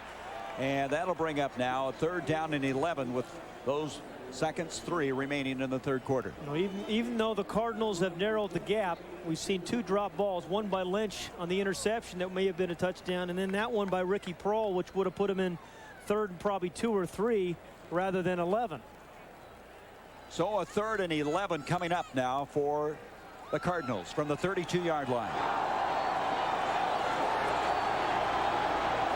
Johnny Bailey in the backfield. They go to their posse offense, 3 wideouts.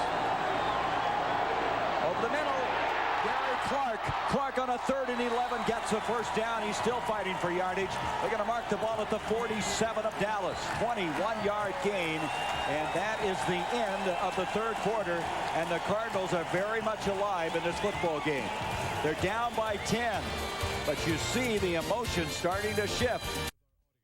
Any rebroadcast or other use of this telecast without the express written consent of the Phoenix Cardinals and the National Football League is prohibited.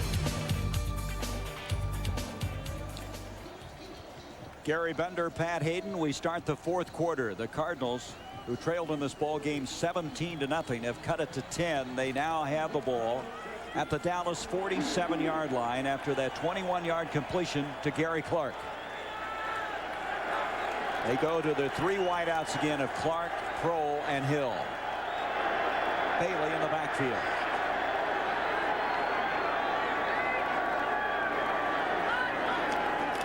Johnny Bailey makes a nice first move, and he's going to get some yardage. He's to the 40-yard line. He made that first man miss, and Darren Woodson over there eventually made the tackle.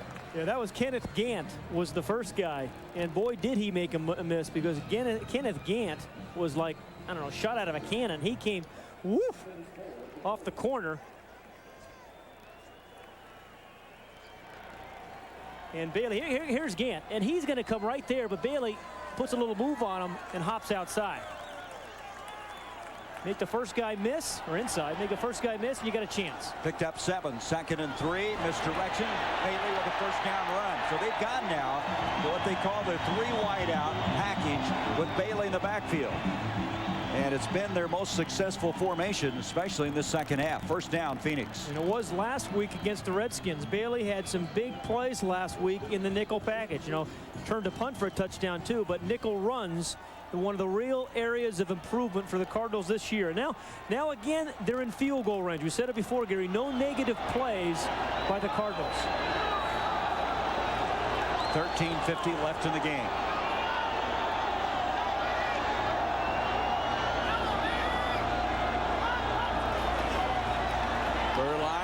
Pressure in his face, gets rid of it. Randall Hill makes the catch. Just missed the first down as he went out of bounds. And Randall Hill showing the quickness. In 92, he was second in the NFL's fastest man competition, and he picks up 9 yards on that play.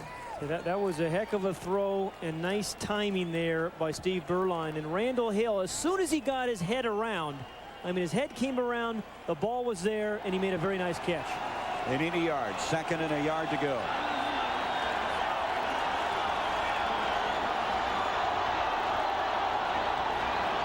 Bailey again to get it, and Bailey does just that. So they go to a smaller back, and Bailey only weighs 190 pounds. They've earlier had Garrison Hurst and Ron Moore, the big backs, but with Bailey in there, he's been very effective. As they unpile down there, they have the first down. The Cardinals down 17-7, trying to establish some credibility. This is a game that they consider to be the biggest game they've had in their 6 years here in the Valley of the Sun. And the Cowboys, they don't want to go 0-3 before the bye.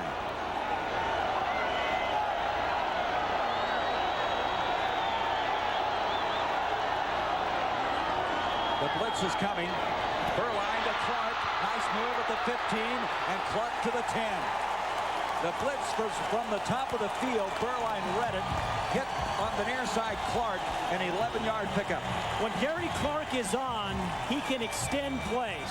Good read on the blitz, but he should have been tackled there. A good move, gets through 2 defenders, but it's a hustling Tony Tolbert who lined up as left defensive end who really made the tackle. The hustle by Tolbert may have prevented a touchdown by Clark. Just outside the 10, first down. Inside 12 minutes left in the game. Bailey again. Bailey takes it to the 6. It'll be 2nd down there. They can get a 1st and goal just inside the 1-yard line. In 2 straight plays, the Dallas defense has blitzed. Once they audibled it, that time they tried to run a little lead draw against the blitz with Bailey and hoping he was going to pop through the first wave, but he still did pick up 4 or 5 yards. 2nd down, 6 for a 1st down. Bailey again in the backfield, 3 wideouts. Berline to Bailey. Bailey inside the 5, moving the pile a little bit. It'll be 3rd down, and still a long 2 for a 1st and goal. You know, the Cardinals over the last 2 years, including this past week, have had trouble on short yardage. Opening drive against the Redskins, they couldn't knock it in. A year ago against Philadelphia, I think they had 7 plays inside the 3-yard line, couldn't get it in. 3rd down and 2. They can get again a 1st and goal just inside the 1. So they're not even going into a short yardage offense. They're spread it out. Larry Centers comes into the backfield along with Bailey. Berline looking, end zone, broken up. The pass intended for Ricky Prohl. He had double coverage.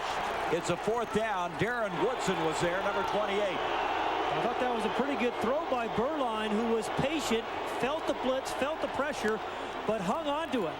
Just hung in there, was waiting for Prohl to come open. Oh. Yeah, that could have been interference there by Woodson because the ball was in the air right as Prohl was trying to make a move on it. He called for the interference. I think he should have gotten it.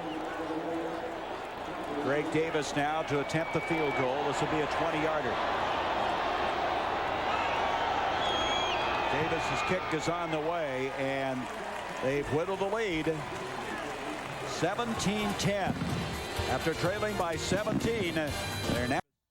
Would he try an onside here? I know Dallas has had this happen before. He's going to kick away.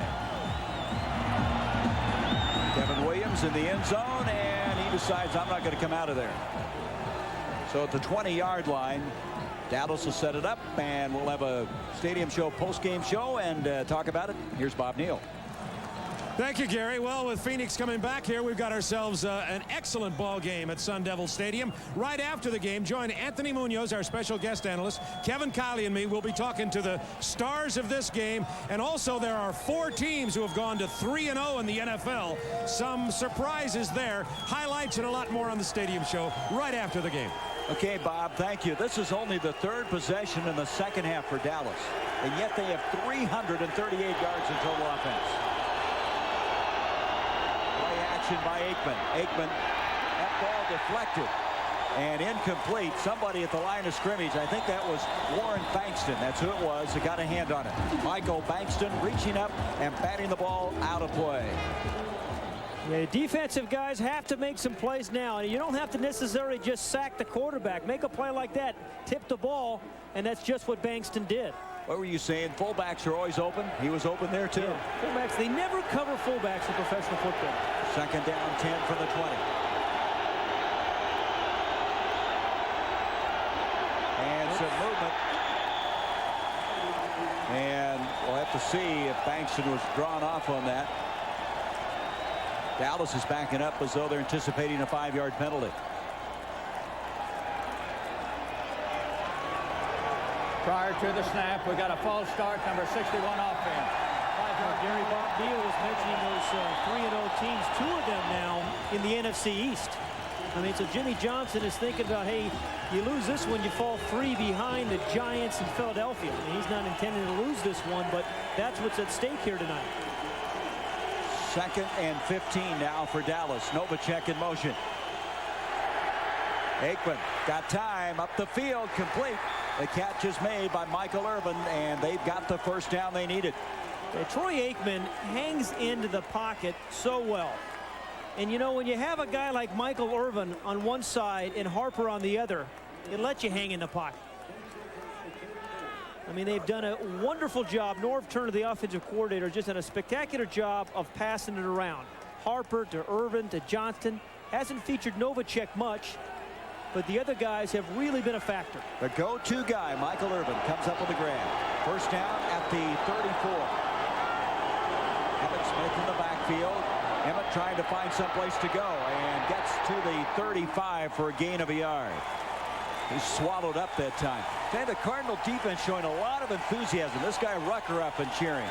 All 360 pounds of them. The young guns are fired up right now. There's absolutely no place for Emmitt Smith to go. I mean, they call it their big nickel because they have some big bodies in there. It's Swan at 295 and Rucker at 360. They got some big guys inside. Gain of a yard, 2nd and 9 now from the 35.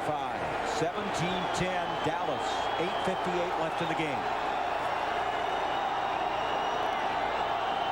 Novacek comes in motion. Emmitt trying to get someplace to go. Got maybe a yard or 2 at the most. It's 3rd down. Jamming it up inside was Eric Swan again. Swan, who has really come on to be an outstanding pick for this team. They were criticized, the Cardinals were, when they picked him in the 1st round back in '91 with no collegiate background. He'll come out for this play. 6 tackles tonight for Eric Swan. There's the history of the Cardinals, or I should say the Cowboys. 1960, their first year in existence. 89, the year they won 1-15. Aikman back. He throws as he's hit, almost picked off. He was really nailed when he released the ball. He's getting up slowly. That was Steve Lofton on the deflection. It almost came up with the interception. 4th down, Dallas. And one of the very few times they really gave Troy Aikman a tough time before he was ready to throw it. It was Mike Jones, number 75, who hit him. But again, another chance. Steve Lofton has a chance there to make a play. Doesn't quite good defense, but you know, you turn the ball over and you get a run back and you're in field goal range already. Aikman, who was knocked out by the Cardinals his rookie year on a blitz, took pretty good punishment that time. Jet to punt the ball. Taking it away from Johnny Bailey. Bailey's going to return this one at the 25 and gets a yard, and that's all. Good coverage again by the Cowboys.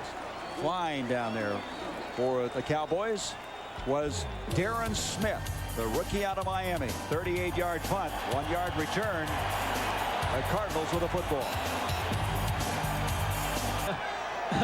Fun at the old ballpark. It's Pat Hayden's neighbor sitting down there. He's wondering, what is the difference between a kit and a caboodle? What is the difference? I don't know. He knows, so let's ask him. From the 26, the Cardinals down now 17-10. Start the drive.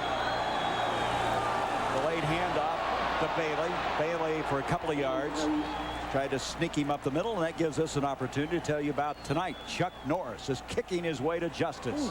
He takes on the mobsters of Hong Kong. Tonight, after the Holiday Inn Stadium show, it's Forced Vengeance on TNT. I think that guy started, the guy with the hat and all. He may have been in that movie. Second down now, 8 yards to go. Hey, this is a good ball game, and Steve Berline has hung in there tonight and given his team a chance to perhaps win this game. Berline, people in his face, gets it to Clark anyway, and Gary Clark makes a diving catch at the 33, about 3 yards short of the first down. Third down coming up. Gary Clark has been a consistent receiver. I mean, he had to make an adjustment, limps back in the huddle, but this is a guy that's caught 50 passes in 8 consecutive seasons. He's got to get out of there, Pat. He's really hurting right now. 5 catches for 44 yards tonight. He had a bad groin coming into the game, and Joe Bugel says, he really doesn't even practice, but he makes the plays on Sundays. Or, in this case, Sunday night. There you go. Third down, a long 2 to go. Berline, and the catch, no, it was not made. That was Anthony Edwards, who had to come in Clark's absence, could not hang on. And Berline wants to go for it, but he's not the head coach. And Joe Bugel, trailing by 7, is going to punt it away. So Anthony Edwards is a special teams guy. Hadn't made a catch all year long. Had to come in, and I bet Clark is saying, I wish I'd stayed in there for one more snap. Instead, Camarillo to punt the football to Kevin Williams. 6:44 left in the game. Camarillo hits a beauty. Williams waiting. He'll make the fair catch at the 15. The Cowboys will start there as they have a 7-point lead with 6:37. And that last play, Berline would like to have it back on the third down attempt to Anthony Edwards. 17-10, Dallas. To go, the Cowboys with the ball to 15. Here's a young man, a future Cardinal. You can have the cowl on the helmet, or you can put it on your head. I prefer that model myself. Wow, it takes off. We've seen some unusual people here tonight. From the 15-yard line, pitch back to Emmitt Smiths. Smith bursts out of there. He's got the first down and then some at the 32. Hey, take Nate Newton out to dinner, Emmitt, because Nate Newton does a heck of a job of kicking out for him. There's big old Nate. He did a great job for the third time tonight of pulling, again, he's 303 pounds, pulling on get into the corner of the defense, kicking out that last defender, and allowing the running back to come underneath him. By the way, that's the longest run from the line of scrimmage for the Cowboys this year. Emmitt Smith taking it to the 31. First down. There's an end around reverse. Michael Irvin with the ball, and he's going to lose yardage. Good reaction by John Booty, one of the Fab Four that Pat was talking about, one of the 4 free agents they signed. And Booty, the former Philadelphia Eagle, read it well, and they'll lose yardage back to the 28-yard line. This was a nicely set up play. They ran it earlier for a big play. Here comes old Nate Newton again, number 61 at you. But John Booty is one of the guys who's given this team an attitude, this defensive team an attitude. And he makes the play there. I mean, these are the kind of guys, they don't believe the refrigerator light goes out when you close the door. That's the Second and 13. Blitz is coming. They pick it up. The pass is completed somehow to the 35 to Harper. He hangs on. It's going to bring up a third down and 6. But the blitz was picked up. Oldham was blitzing from the near side, and they picked it up. Gary, that play really illustrates how Alvin Harper has really come on as a receiver. I mean, not only does he read the blitz, then he makes the slant and catches the ball in traffic. I mean, when he first came into the league, he was a deep receiver only. Now he can adjust, and now he can run any kind of route and make any kind of read. Career high 136 yards tonight for Harper on 6 catches. Gainer in the backfield, third down.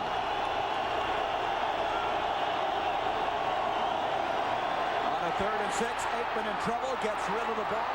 And the completion to Gaynor, and Gaynor diving forward, and he may have the first down. He does. Gaynor, they said he can pound you and he can also catch the ball, and he did both there, and he did get the first down for Dallas. But who do you try to take away? I mean, you know, you don't think about Derek Gaynor. You know, you take your chances with Gaynor. You try to take away Irvin or Harper. The number 39 comes out of the backfield, in primarily as a blocker, but when he sees everything secure, he just kind of dumps out there and then bowls over 2 guys for the first down. First down at the 43, so they fight their way back after that end around, lost yardage. Johnston in the backfield, and number 22 is there too, and here he is, Emmitt Smith. Smith runs through 1 tackle, then he's gang tackled short of the 45. I think it was old Lorenzo Lynch. Lorenzo Lynch will hit you. Yes, sir. He's their physical corner, as they talk about him. And of course, Robert Massey, who is their best cover corner, has not signed with the Cardinals, and so Lynch has been the starter in that position. When you're a zone team, you really want to have a big corner like Lorenzo Lynch to come up and make plays like that. Timeout, Phoenix. 2nd down and 8 when we come back. We're going to stay right here then with 3:32 left as we look now at the Coors Light scoreboard. We mentioned the Giants winning their 3rd. 49ers with a victory. The Saints 14-3. Derek Brown with 121 yards. Steelers, after losing their first 2, picking up a win. Looks like Neil O'Donnell's elbow is okay now. How about the Browns? Chargers with his 18-17 win, and Carney now has had 2 games of 6 field goals. Seahawks with their first win of the year behind rookie Rick Meyer, and then next week all begins with a stadium show at 7:30. The Patriots and Jets. Well, you know, Steve Berline played behind Aikman in Dallas for a number of years, and really now getting his first chance as an extended player and as a starter. I mean, although he's been around a while, he's not an experienced quarterback. But what you have to like about him, at least tonight, Gary, he hasn't quit. He hasn't given up. He's a tough guy, and I think we found out he's a leader of this team. Yep, that's what he has, is tremendous leadership, and it's something the Cardinals have not had. They've gone through so many quarterbacks since Neil Lomax went down with injury. 2nd down and 8. Lassick in the backfield, Harper in motion, play action by Aikman. Johnston, the big fullback, and Johnson with yet another catch, and he's got a first down inside the 45, a 12-yard pickup. The reason Johnston is catching the ball so much tonight and not Jay Novacek is you really have to take a choice, because Novacek and the fullback Johnston run combination routes. The Cardinals have decided to take away Novacek on those routes, but that has left Darryl Johnston wide open in the flat. Dave Duerson comes in defensively for the Cardinals. They need a stop here with 3 minutes now left in the game, down by 7 points. 6 catches for Johnston, 49 yards.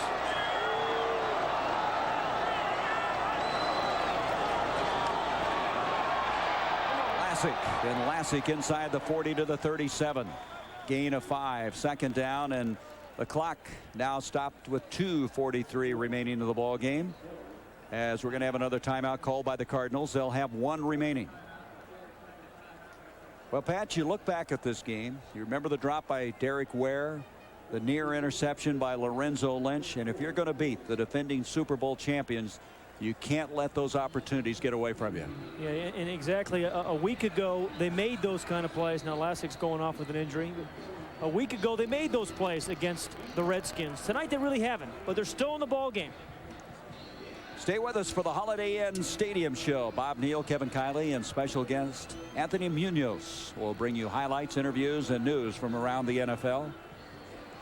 As with 1 timeout remaining, the Cardinals down by 7, 2:43 left in this game. And Jimmy Johnson, after going 0-2, he was a lot more relaxed yesterday, knowing that Smith was signed. But he also, after really riding the team after losing the first game, everybody said he had kind of refocused and kind of backed off a little bit and seemed much more confident even after the second loss. Well, yesterday he said, hey, we're going to be in the playoffs. I mean, there's just no matter of no doubt in his mind. We're going to be in the playoffs, he said. This drive now, remember, started for the 15 at the 6:37 mark. Now with 2:43 left, they have it at the 37 of Phoenix. Not much going on that play for Emmitt Smith. And that will bring up a 3rd down. And again, the clock is stopped Cardinals will be using their final timeout.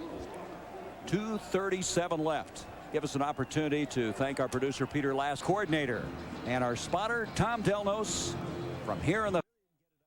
Last week they missed 2. Lynn Elliott then was cut. They brought in 8 kickers. Murray won the kicking derby, and he's warming up on the far sideline. 3rd down. Yeah, the most important 3rd down right now for the Cardinals. 3rd and 3. Aikman with time. Novacek, did he get the first down? Yep. He got just enough. He was dragged out of bounds and had enough to get the first down on a 3rd and 3. Gary, how many times have we seen receivers not run the correct yardage and get the first down on plays like this? Novacek knew exactly what he needed. It was only his 2nd catch of the evening, but it was for a big first down. I think the ball was, his feet may have been beyond the stakes, but I believe the ball was past the stakes. Well, the clock is now going to wind down to the 2-minute warning. 17-10. Dallas with the lead. The Cardinals with no timeouts remaining and a new series for Dallas. Hi, this has to be in LA tomorrow. No problem, sir. Marker. And the official there, and he marked it forward progress. He's hit by Booty right there in the 29, I guess it is, or 31, excuse me. And that's where he marked it. Now where he dragged him out of bounds. And so Dallas with the first down. The Cardinals cannot stop the clock. No timeouts remaining. The line of scrimmage just inside the 32. They've killed 4:37 in this drive. And going to a knee will be Aikman as the Cardinals frustrated again. 2 years ago they were 2-1 and Dallas came in here. They lost that game 17-9. And here we are 2 years later, very similar score, 17-10. But it looked like the game was going to get completely away from Phoenix, trailing 17-0. But give Steve Berline a lot of credit with his leadership. Brought him back, and they had a crack at it late in this 4th quarter. They had a chance to make a few plays. You know, Lorenzo Lynch had a chance on the interception. It's a better football team, but they're not ready to take the Cowboys yet. Joe Bugle again needs to win 9 games this year to keep his job, and his team now will go to 1-2, as will Dallas. And of course, what really catches your attention, the Eagles and Giants 3-0 after 3 weeks in the NFL. Yeah, you know, thinking about the NFC East, you know, a lot of people thought it was going to be down. It was going to be a little bit soft this year. But it's not. I mean, the Giants are a much better team with Dan Reeves there now. The Eagles are off to a great start, and Randall Cunningham was phenomenal today in the 2-minute drive when he threw a touchdown pass with 4 seconds left to win. And 360 yards today, 3 touchdown catches by Calvin Williams. You know, Pat, you look at the Cardinals. Here they have another sellout, the 4th they've ever had. A record crowd announced today of 73,025, and they have lost a game. You wonder how the Valley of the Sun will respond. Will they say same old again? We got here and couldn't get it done. You wonder. Well, we started the broadcast. Gary Clark said, you know, we have to prove that we're a good team. Well, we weren't able to get it done tonight. They were a team that gave the Cowboys some problems, but they didn't beat them. And what is that old story? You still enjoy winning. Don't tell me about all the character building situations. So Jimmy Johnson's team has won their first of the year. 17-10 Dallas. We'll be back with some final thoughts here from Sun Devil Stadium. Emmitt Smith with his debut in the '93 season. Emmitt Smith, after a 63-day holdout, makes his debut. He carries the ball 8 times for 45 yards and 1 catch for 3 yards. But our Cadillac player of the game is Alvin Harper. Harper with career highs in both catches and yards. 6 catches for 136 yards. And so the Cowboys have won their first game of the year. They have a week off to get ready for Green Bay. And the Cardinals with a missed opportunity here before a sellout record crowd of 73,025 go also to 1-2. 17-10 the final. Dallas over Phoenix. For Pat Hatton, I'm Gary Bender. So long, everybody. Get to know the people of Europe with the U.S. airline that flies. Stadium show from Sun Devil Stadium in Phoenix, Arizona. Very pleasant, cool evening here tonight. Emmitt Smiths returned to the Cowboys, but this is not Emmitt. This is Derek Lassick, the rookie that a lot of the people felt wouldn't be good enough to lead them unless Emmitt came back. Emmitt's back. Derek Lassick played very well. Phoenix also played well. Steve Berline, just 8 months ago, he was a teammate of Troy Aikman's in Dallas. He came back here. He's looking for Ricky Proehl, only the second receiving touchdown for Phoenix on the early year, a 12-yard score about halfway through the third quarter. It was not enough for the Phoenix Cardinals. This is the largest crowd ever to watch a Phoenix Cardinal game in Phoenix since they came from St. Louis. The Cardinals were 1-1, Cowboys 0-2, home opener, and the crowd here was excited. They were here early, and they cheered loud and often, but Kevin Kiley, not quite enough, as we saw a Cowboys team that definitely looked as though it had more spark here tonight. Well, I would have to agree with you, Bob. What I thought happened here, and Phoenix has been unlucky throughout their years here in Arizona. They ran into a buzzsaw in the first half. Troy Aikman was extremely hot, but in the second half, I think the Cardinals salvaged quite a bit. They played a really tough second half. They closed on the Cowboys. They nearly pulled the game out. So I think all in all, it's a positive night for both teams. I know, Anthony, you felt that the Cardinals had a chance to win this game tonight, but maybe you and everybody else, including myself, underestimated the Cowboy defense. That you said they played very well last week. They really came here tonight, too. That's one of the things I mentioned before, was that they held a Jim Kelly offense, I believe, 69 yards in the second half. Right. They came to make a statement tonight saying, hey, we played well last week, and we're going to continue that. Pressuring Berline all night. They just played an excellent football game. All right, now let's take a look at some of the headlines in the NFL today. There have been some fascinating stories taking place around the National Football League. For instance, only Kevin Kiley and Bill Belichick thought this would be true. Cleveland's 3-0, New Orleans on their defense, the Giants with Phil Simms, and Philadelphia beating Washington today. Also, Lawrence Taylor was injured in that Giants win, but it's only a moderate strain of the hamstring, not serious. They have a bye week. Most people feel LT will be okay.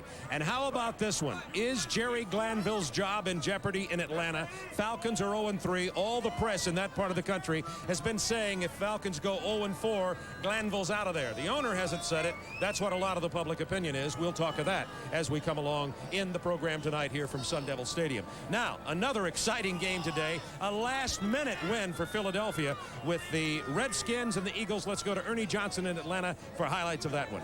All right, Bob, plenty for the fans in Philly to cheer about these days, folks. In the National League East, you got the Phillies still up by 4 games over the Expos. And in the NFC East, look who's on top. The Philadelphia Eagles with a perfect 3-0 record, sharing that top spot with the New York Giants. And, of course, the Vet was packed today for a showdown with the Skins. That's just rampant enthusiasm right there. Mark Rypien on the sidelines for Washington, 3 to 6 weeks with the bad knee. And there's Kerry Conklin on his first series, an inauspicious start, but he did all right. Threw 3 touchdown passes, including this one to Ron Middleton. It's 21-10 Skins in the third. With a subtle shot at the Minister of Defense. What's his name? Yeah, Reggie White. Still got Clyde Simmons in there. Lowers the boom on Conklin, and this thing's just hanging up there for Eric Allen to take back the other way. 21-17. The Eagles cut into that lead. Fourth period, it's 24-17. Randall Cunningham to Calvin Williams. And all of a sudden, folks, we're back where we started. Tied up. It's 24 apiece. Briefly, the next play from scrimmage, Reggie Brooks, second-round pick out of Notre Dame, going 85 yards. He had 154 yards on the day. It's 31-24. It was 31-27 when Randall Cunningham came to the rescue. Cunningham is back.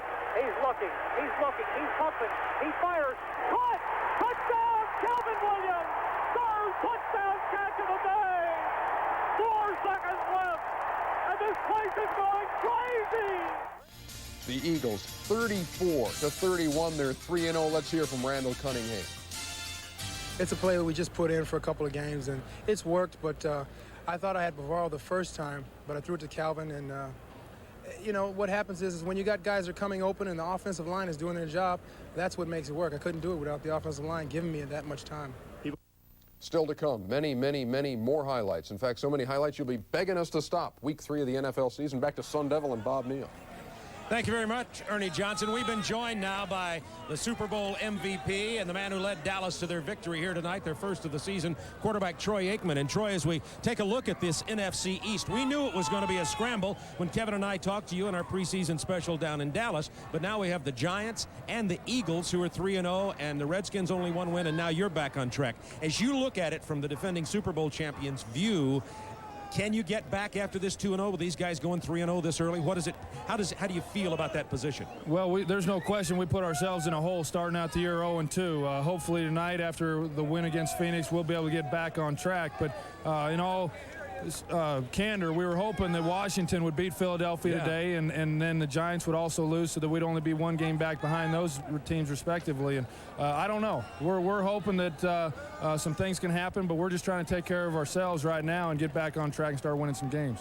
Troy, I know that Phoenix has generally played you tough defensively. The first half, you're red hot, hit your first 9, 10 out of 12. And Alvin Harper, I'm sure, would like to take the big nickel home with him tonight. He was 6 catches, 136 yards, but seemed to be wide open in the first half. What were the Cardinals doing that allowed you to go to Harper down the field? Well, they were running some too deep on occasions when we were able to pump inside to Jay. They were really aware of Jay up inside, and we were able to get the ball back outside to Harper on a couple of plays.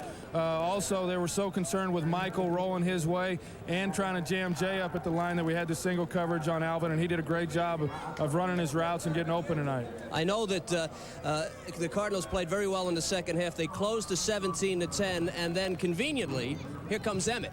It looked like you guys had gone flat. Emmitt came into the huddle. What was that like? It must have given you a lift. Well, it was. All the linemen welcomed him back, and we're glad to see him in there, as I was as well. And that's the thing that we have missed, I think, with them, and is late in some ball games, is allowing him to be able to pick up his yardage, and especially in a game like this when we're ahead. We know that he's normally going to go out there and be able to keep the ball for us by picking up the first downs, and it was good to have him back, and we have all missed him. Well, Troy, my first thought, being a former offensive lineman and looking at the defenses that you guys faced during the year in your division, the thing I noticed early on in the game, and you had to be extremely happy with, was the time you had sitting back there and being able to pick out those receivers with the offensive line. Well, there's no question. I know coming into this ball game tonight, we knew how tough they were up front with their front 4 guys, and I expected more pressure really than what they gave us, and that's a tribute to our offensive linemen and the job that they did all night long, not only in pass protecting for me, but also in opening up some holes for both Derek and Emmitt. Well, Troy Aikman, congratulations on the victory tonight. Let me ask you this as directly as you can answer it. What is the attitude of the team with the holdout of Emmitt, with Jerry Jones not paying him, etc.? How does the team feel? Emmitt says he'll move on, but he's still going to think about it. Is the team that way? Has this damaged the Cowboys? I really don't think that it has. I know that when we were 0-2 leading into this week without Emmitt here in camp, without him here yet, the guys still felt pretty upbeat as far as our football team was concerned. It was an 0-2 team, but yet everybody felt the morale of the team was much better. We were all glad to see Emmitt get into camp. I think Emmitt may have some bitterness that lingers on, and maybe that's to be expected a little bit. I don't know. We hope that he gets over it in time, but I think the rest of the ball club, it never has affected us in those terms, and we're just ready to move forward this year in '93. Troy, this has been a hard luck franchise here in Phoenix for many, many years, and a lot of teams have beaten up on them. From your perspective, is this a better Phoenix team? I don't think there's any question they're a much improved football team, but they've played us tough in years past. Last year we got out of here with a 16-10 win, I believe, and they've always been very physical against us. I think that with Steve Berline, who played with us the last couple of years with Dallas, he's a great addition to their ball club and brings them great leadership. I think they picked up some players through free agency, and I don't think that this loss tonight should set them back. I mean, they're going to be in the thick of things for a while. Troy, it doesn't hurt to be America's team. Here you are, 73,000 people. Must have been 35,000 of them here tonight, Cowboy fans. We're surrounded by Cowboy fans in addition to Phoenix fans now. That must help you fellas on the road. Well, we've been real fortunate in that we get a pretty good draw wherever we play around the country, and Phoenix is one of these areas where we get a tremendous amount of support, and it makes it nice to come here and play when we have the type of fans out here rooting for us. Well, congratulations. I know it'll be a more pleasant trip back to Dallas for you. After the 17 win over the Phoenix Cardinals. Another big win for the Cleveland Browns in the last seconds of the ball game. Ernie will have highlights of that game and many others for you when we return to the Stadium Show. The Hump Holiday Inn Stadium Show on TNT is brought to you by Holiday Inn. Stay with someone you know. Call 1-800-HOLIDAY or your travel agent for reservations. I was born in a small town. That's where my customers are. Every day, important business takes place in towns all across the country. And every day, we're a part of it.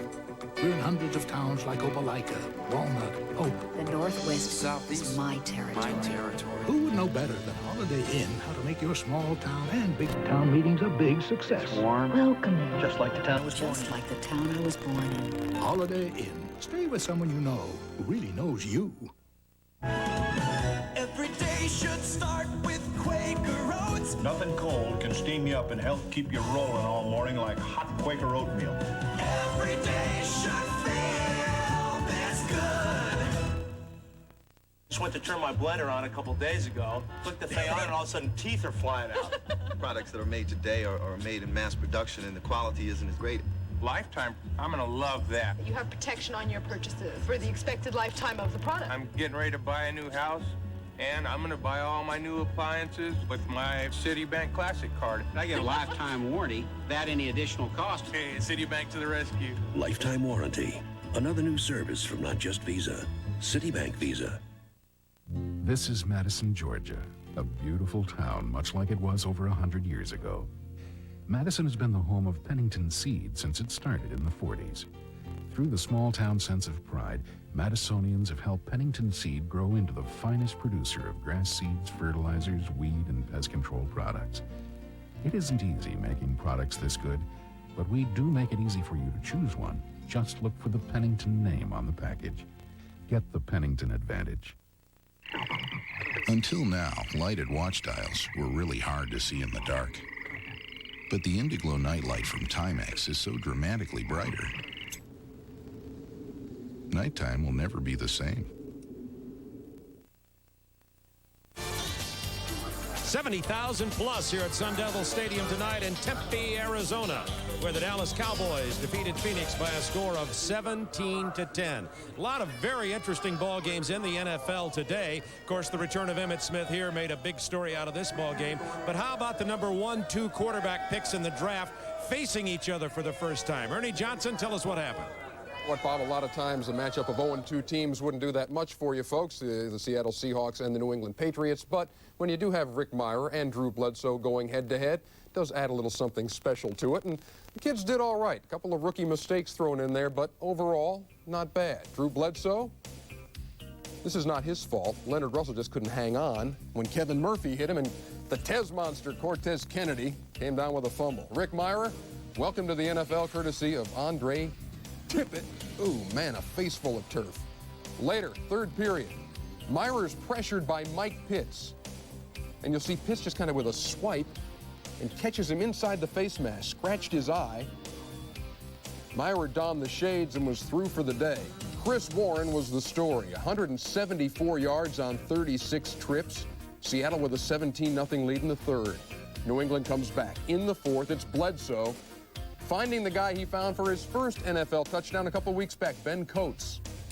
And the big guy gets in the end zone, makes it 17-7. It was 17-14, one more chance for New England to tie.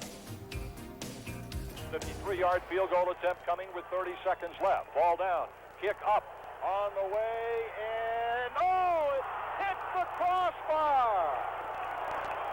No good. It hit the crossbar. So time expires as the rookie Scotty Sisson just does miss, and Seattle hangs on for a 17-14 win over the Patriots.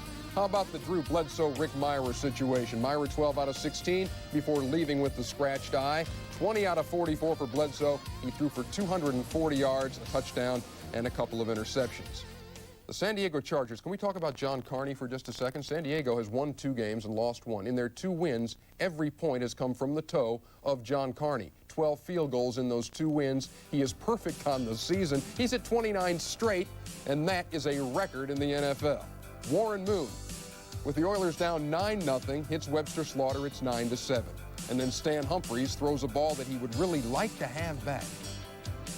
But Darrell Lewis says, you're not getting this thing back. I'm taking it home. 14-9 the count as the Oilers take the lead. It was 17-15 Houston with the lead. John Carney to the rescue. John Carney to attempt a 27-yard field goal, attempting to hit his 6th straight field goal of the game and his 29th in a row. Snap down, up, good! The guy is unconscious. 18-17, the Chargers win that one at the gun. They are 2-1. The Oilers fall to 1-2. The Steelers and the Bengals playing at Three Rivers Stadium today. Both teams winless. Barry Foster got that new contract, celebrates with a 100-yard day. 23 carries, 103 yards. He did that 12 times in 92, and in those games, Pitt was 10-2. Neil O'Donnell got a sore elbow, but he was on target today. The little fade to Ernie Mills, sweet touch pass here. 7-0 Steelers with the lead. Second period, it's O'Donnell to the air again. And Yancey Thigpen will score his first NFL touchdown. And the photographer in the back of the end zone will say, once is enough, Dave. Don't make a habit of this. He's down. 17-7, Pittsburgh with the lead. Rod Woodson also has a new contract. He celebrates with a nice return, fielded this thing like an outfielder, and set sail. 34 yards to get Pittsburgh into scoring position in the third period. And somebody in the front row has got a nifty souvenir. That led to a Dwight Stone reception for 6 from O'Donnell, and later it's Stone on the reverse. O'Donnell out there to lead him, really doesn't have to touch anybody. But Stone just kind of pats him and says, take it into the end zone, babe. He's there. And the Steelers romp over the Bengals, 34-7, Pittsburgh's first win of the season. The Browns and the Raiders at the L.A. Coliseum. Bill Belichick's guys trying to go 3-0. Same deal with the Raiders. Jeff Hostetler caps an 80-yard drive to Andrew Glover, who really takes a licking from the Browns and the pole, hangs on 7-0 Raiders. Hostetler had a rough day. The Browns were all over him. Sacked 5 times. And just about every time you looked up, Hostetler was being taken off the field, but later to return. They had a 16-10 lead, however.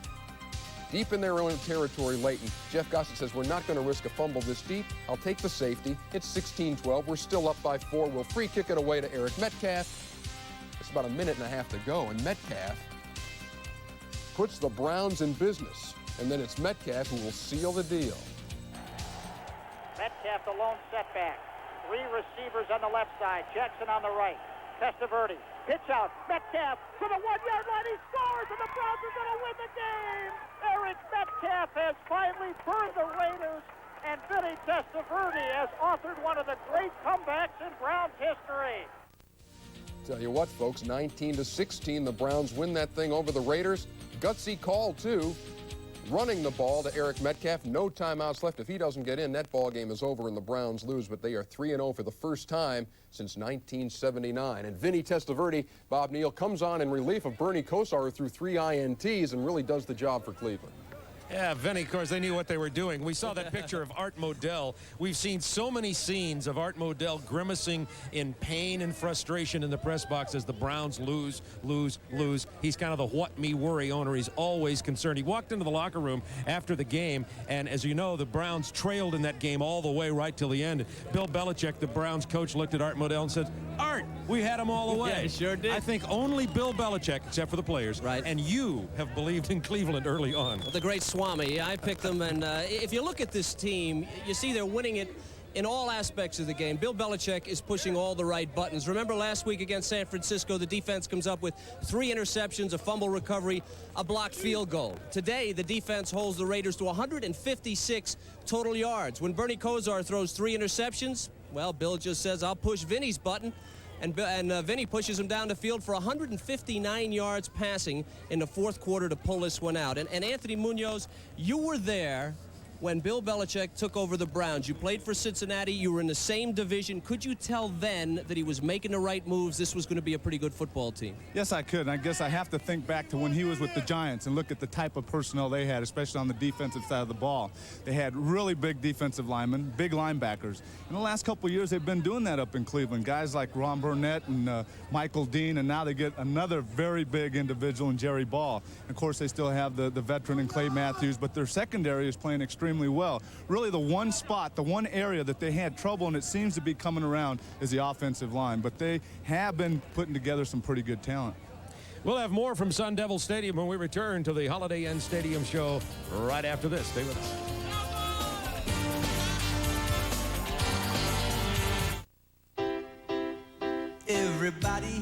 to eat and run. Rather take it slow, but the way this life is going, gotta grab your food and go. And when all that running round catches up with you at last, get yourself some Alka-Seltzer and you'll feel better fast. For acid indigestion or heartburn with headache, nothing's faster or more effective than Alka-Seltzer. Get yourself some Alka-Seltzer and you'll feel better fast. Credit line has nothing to do with your value as a person, okay? Sure, Gold MasterCard has a credit line of at least $5,000, but that doesn't make you a better person. Well, I don't know. Maybe it does. I mean, if knowing that no Gold card is more accepted on the planet lets you relax and just have fun, then yeah, I suppose it could have some effect. And you can use your Gold MasterCard at cash machines all over the world, so you can get money in drachmas or lire or seashells, so you can tip generously, which any waiter will tell you is the true measure of how good a person you are. Gold MasterCard. It's more than a gold card. It's smart money. Do you realize just how much difference there is in life insurance rates from one insurance company to the next? For instance, if you're in good health and don't smoke cigarettes, Garden State Life Insurance may be able to save you as much as 50% off the cost of your life insurance. That's right, 30, 40, 50% off what you'd have to pay for a comparable amount of coverage elsewhere. And not just this month, but year after year for the rest of your life. Savings like that are well worth looking into. So if you need $100,000 to $1 million or more of quality term life insurance, you owe it to yourself to get the facts fast by calling now for this free information package, including a personal coverage proposal that shows you just how much your savings might be. There's no obligation, no sales pressure, and it could be a real eye-opener. 800-421-2000, toll free, 421-2000. Call Garden State Life Insurance today, 421-2000. To help manage your money more wisely today, get the Wall Street Journal Guide to Understanding Personal Finance. The guide is filled with information you need to know before you buy a home, plan your retirement, or start saving for your child's college years. Subscribe now to the Wall Street Journal. Take advantage of this introductory offer. Get 10 weeks of the journal for just $36 and your free copy of the Guide to Personal Finance. Call 800-421-2000. That's 800-421-2000.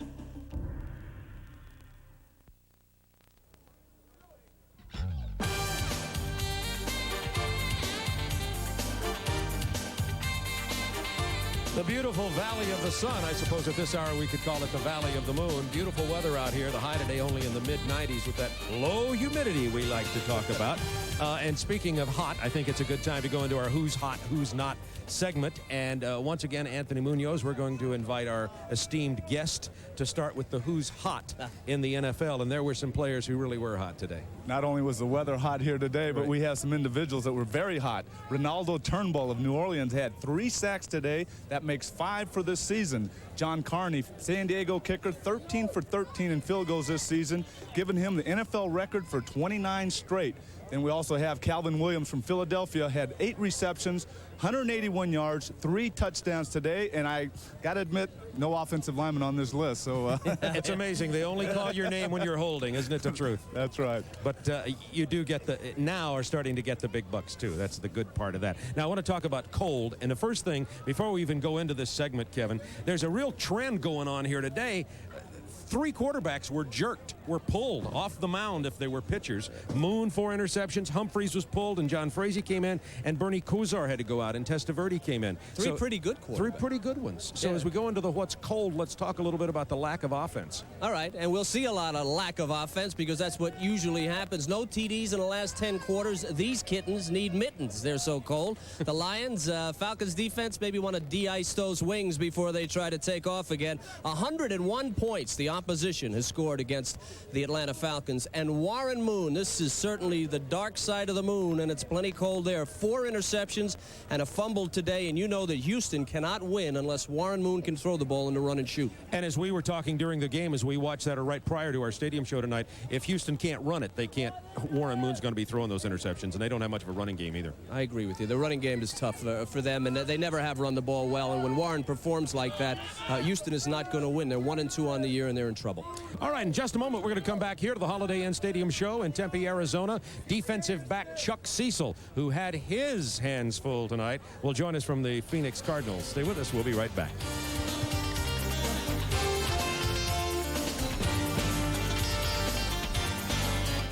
Sunday night TNT. Coach Bill Parcells has a new team with a new look and a new attitude. And the Jets can't wait to change it. Patriots, Jets, next Sunday night at 8 Eastern on TNT. Underneath every new Jimmy is the strength of a strong truck frame. An important advantage for towing, whether you're on-road or off-road.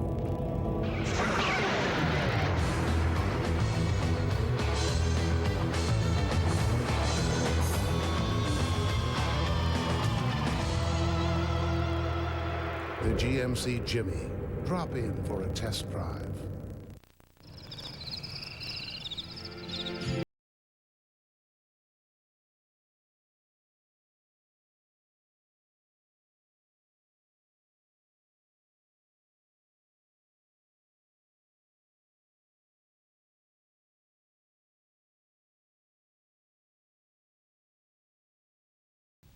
Timex, it takes a licking and keeps on ticking.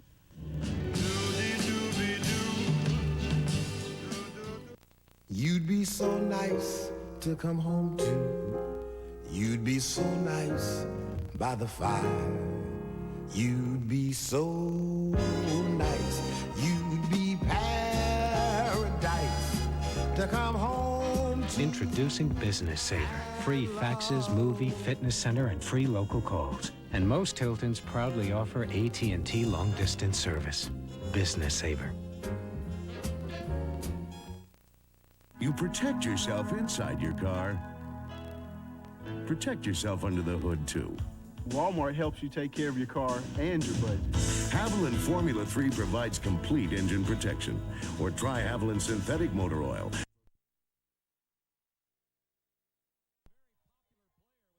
Cardinals is their safety, Chuck Cecil, a homegrown product who's enjoys quite a bit of popularity around here. Before I even ask you about football, I got to ask you about what that cap says. We got a good shot, tight shot of that cap. It says dead, lean your head forward a little bit for me there. Dead serious. What's that all about? No fear. No fear.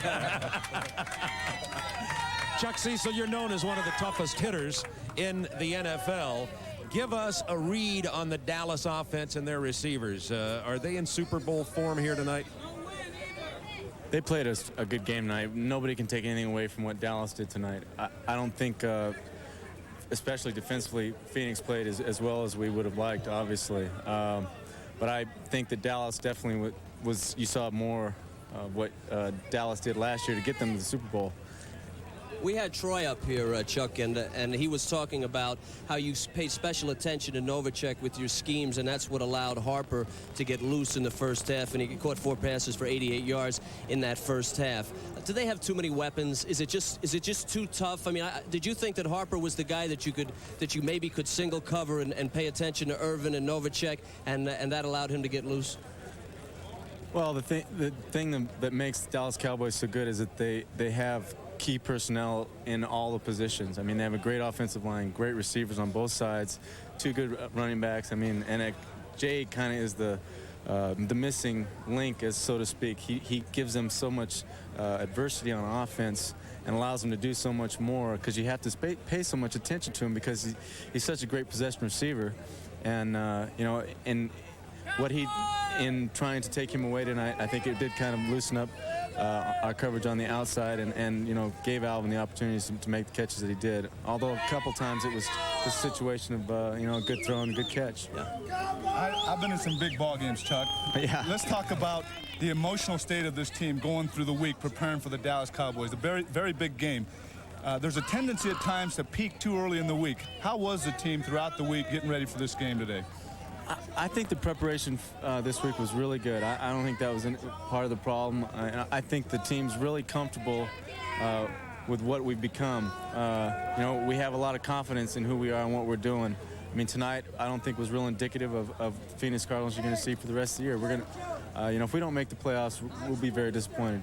Yeah, I think you played very well. This is a type of team that you being a big hitter, it's kind of hard to catch these guys and whack them, but that wasn't the case last week. You put an incredible hit on Ron Middleton, the tight end of the Washington Redskins. I know it's a controversial hit. I know there's been talk about the hit and whether or not it was clean. I personally felt that this was a clean hit. Can you walk us through it and tell us exactly what happened here? Was it or was it not a clean hit? Well, as far as I'm concerned, it's about as clean as it gets. I mean, I hit him right square up with my face right up in the chest, and then slid up through his the head, exploded up and through him just the way you teach it. That's the way they teach it right from Jump Street in high school, and nowadays I guess it used to be everybody would cheer and scream and say what a great shot and everything, and nowadays with the new rules, it's kind of on the edge, I guess, of whether it's legal or not. Well, what rule would it be, Chuck? What rule would it be that would call that a dirty hit? Well, under the new rules, it's a real judgmental thing too. I mean, and it's great, and it's easy to when you turn it down and watch it in slow motion, super slow mo. When you watch it right there, things happen so fast out on the field. It's hard to say. Under the new rule is you can't hit with the crown of your helmet. That's the top. Yeah, the very top of your helmet, and so you need to see what you hit, basically. And on that play especially, I mean, I don't see how there's any controversy. I mean, I hit him square up right in the chest, and then what happened is as I slid up and exploded through him, the crown of my helmet then made contact with his chin and his helmet. I have to be perfectly honest with you. That's the way I was taught to tackle, to hit in the chest with your face and slide up under the chin. Exactly. You were taught that way, too. That's the way they teach from Jump Street. And, to say that it's controversial now, I guess some guys in some suits and ties, they never played the game are all of a sudden saying that that's not legal. Well, we're wearing suits and ties here. I don't be doing that. So.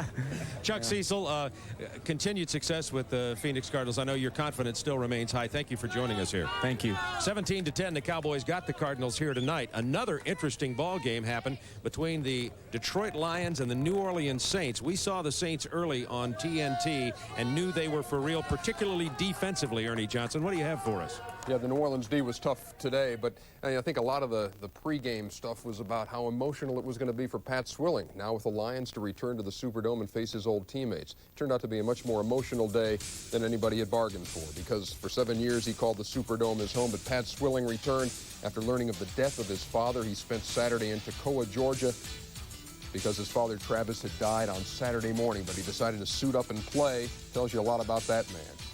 Now to the Saints defense, and yes, indeed, they caged Barry Sanders all day. Held him to 76 yards on 16 carries. Second period, Wade Wilson erases a 3-0 deficit. To Hobie Brenner, 17 yards, 7-3 Saints. More of that New Orleans defense. Ronaldo Turnbull taking the place of Swilling. Had 3 sacks. Ricky Jackson had 2 fumble recoveries as they get to Rodney Peete there. And that would lead to another Saints touchdown. Wade Wilson to one of his favorite targets, Eric Martin. It is a 14-3 game. That would be the final score. Rodney Peete of Detroit left that game in the second half, sprained a knee. Unknown exactly how much time, if any, he will miss. 14-3, the Saints beat the Detroit Lions and made a believer out of Wayne Fonts. Well, we got beat today by a very, very fine football team. No excuses. They outplayed us in all phases. They're a good team. That's why they're 3-0. And the thing we have to do is get better. So the Saints lead the NFC West with that 3-0 record. The San Francisco 49ers and the Falcons played today, and the Falcons have been scoring a lot of points the last 2 weeks. Trouble is they've been giving up about 35 a game, and you don't win many that way. Bobby Hebert filling in for Chris Miller. Miller benched after last week when Hebert really led the comeback. And there's Eric Pegram. This guy had 192 yards on the day on 27 carries. Leads to an Hebert to Andre Rison hookup. Back of the end zone, great footwork by Rison, 20-16, the Falcons with the lead. But you had an idea this was San Francisco's day when you watched this play. Steve Young will scramble. Most everybody in a white jersey has a shot at him here. As Chuck Smith won't get there, neither will Tim Green, and Tim Green again won't get there. And Young throws this ball, and it goes right back to him, and he almost takes it in. They stop him short, but it does lead to 6 points from Ricky Waters, who had 112 yards on the day, scores to make it 23-20. And the icing on the afternoon for the Niners, who go to 2-1 on the season, was this reverse to Jerry Rice. A lot of guys in black helmets going the wrong way, and Rice will take it home. 43 yards. And the 49ers have a 37-30 win over the Falcons. Atlanta is 0-3. The Niners 2-1, nipping at the Saints' heels. The Rams and the Giants at Giants Stadium today. That LA defense has been pretty tough. Robert Young shared the lead in sacks going into this game, and they got to Phil Simms 5 times, did the Rams. But Rodney Hampton had that ground game in gear, 134 yards, and what a workhorse, man. 41 carries on the afternoon. It was a 13-3 game, Giants, third period. Rams still in this thing until this happened. Jim Everett right off the hands of Tim Lester. You got to catch that ball. There's Mark Collins, his first NFL touchdown. This is his 99th NFL game. It's 20-3. Lawrence Taylor went down in this game. Irv Eatman's on top of him in the end zone here. A moderate hamstring pull. That's how it's described. The Giants have next week off, so it doesn't look like LT is going to miss any time. The Rams still trying to hang around. Everett to Flipper Anderson, who lays out, rolls over, and he's in there, 20-10. That's as close as they would get. Everett trying to rally him again, but there's Mike Fox. There's the sack. There's the Giants' third straight win, 20-10 over the Rams. And so when you look at the top of the NFC East, you got the Giants at 3-0. You got Philadelphia at 3-0. We already showed you their highlights. That's a team doing a lot, though it wasn't expected they would do much. Here's Craig Sager at the bench. The Philadelphia Eagles defense, which was known to bring chills to opposing running backs and nightmares to opposing quarterbacks, was devastated last year by the tragic death of Jerome Brown, and further riddled this year by the loss of free agent Reggie White. However, a team portrayed to be on the decline has risen to meet the expectations of owner Norman Brayman. Contrary to, again, what the national media believes, I'm in that locker room before every game. I'm in that locker room after every game, win or lose. And I have the highest regard for our players, and I think the general relationship between our players and management in this club is excellent. The Eagles' emergence as a team of unity may come as a surprise, but after coming from behind in the fourth quarter for the second week in a row, this is definitely a team that believes in itself. What's happening with this organization is that management is really taking control and making it work. And what we're doing as players and coaches is we're down here and we're working hard and we're putting it together. And hopefully we can say, Norman Brayman, you did a great job. But we won't know until the end of the year. I think we brought some real good players in. All you ever did was read and hear about the players we lost and not much about the players we have here. Filling a roster is one thing. Replacing leadership is another. And there is no question that Seth Joyner has filled the void. You know, I basically played and led by leadership, but it seems that I've taken on that role, almost has been pushed into that role. So it's a role I accept, and I do what I have to do. The Eagles are now 3-0 and atop the division that has produced the last 3 Super Bowl winners. We're thrilled thus far being 2-0, but I've seen other teams that were 2-0, 3-0 just fall by the wayside as the season played out. So we have an expression in Yiddish, and we use a word called kanaharas, and no kanaharas for the Philadelphia Eagles. And if you're wondering what that means, we are told it is a loose translation, beware of the evil spirits that are lurking. Our thanks to Craig Sager for his report from Philadelphia today. Let me tell you something about the ground game today, folks. In the first 28 games of this NFL season, there were 4 guys rushing for 100 yards. Today, there were 9 games played. 8 topped the 100-yard mark, topped by Eric Pegram of the Falcons.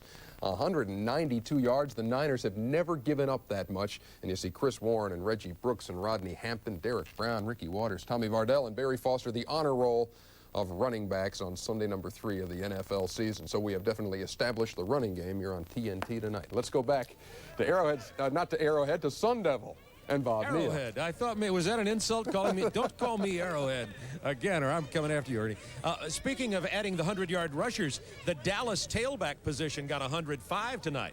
Got 60 yards out of Derek Lassick, 45 out of Emmitt Smith. Both of them will join us here live on the set at the Stadium Show when we return. Stay with us.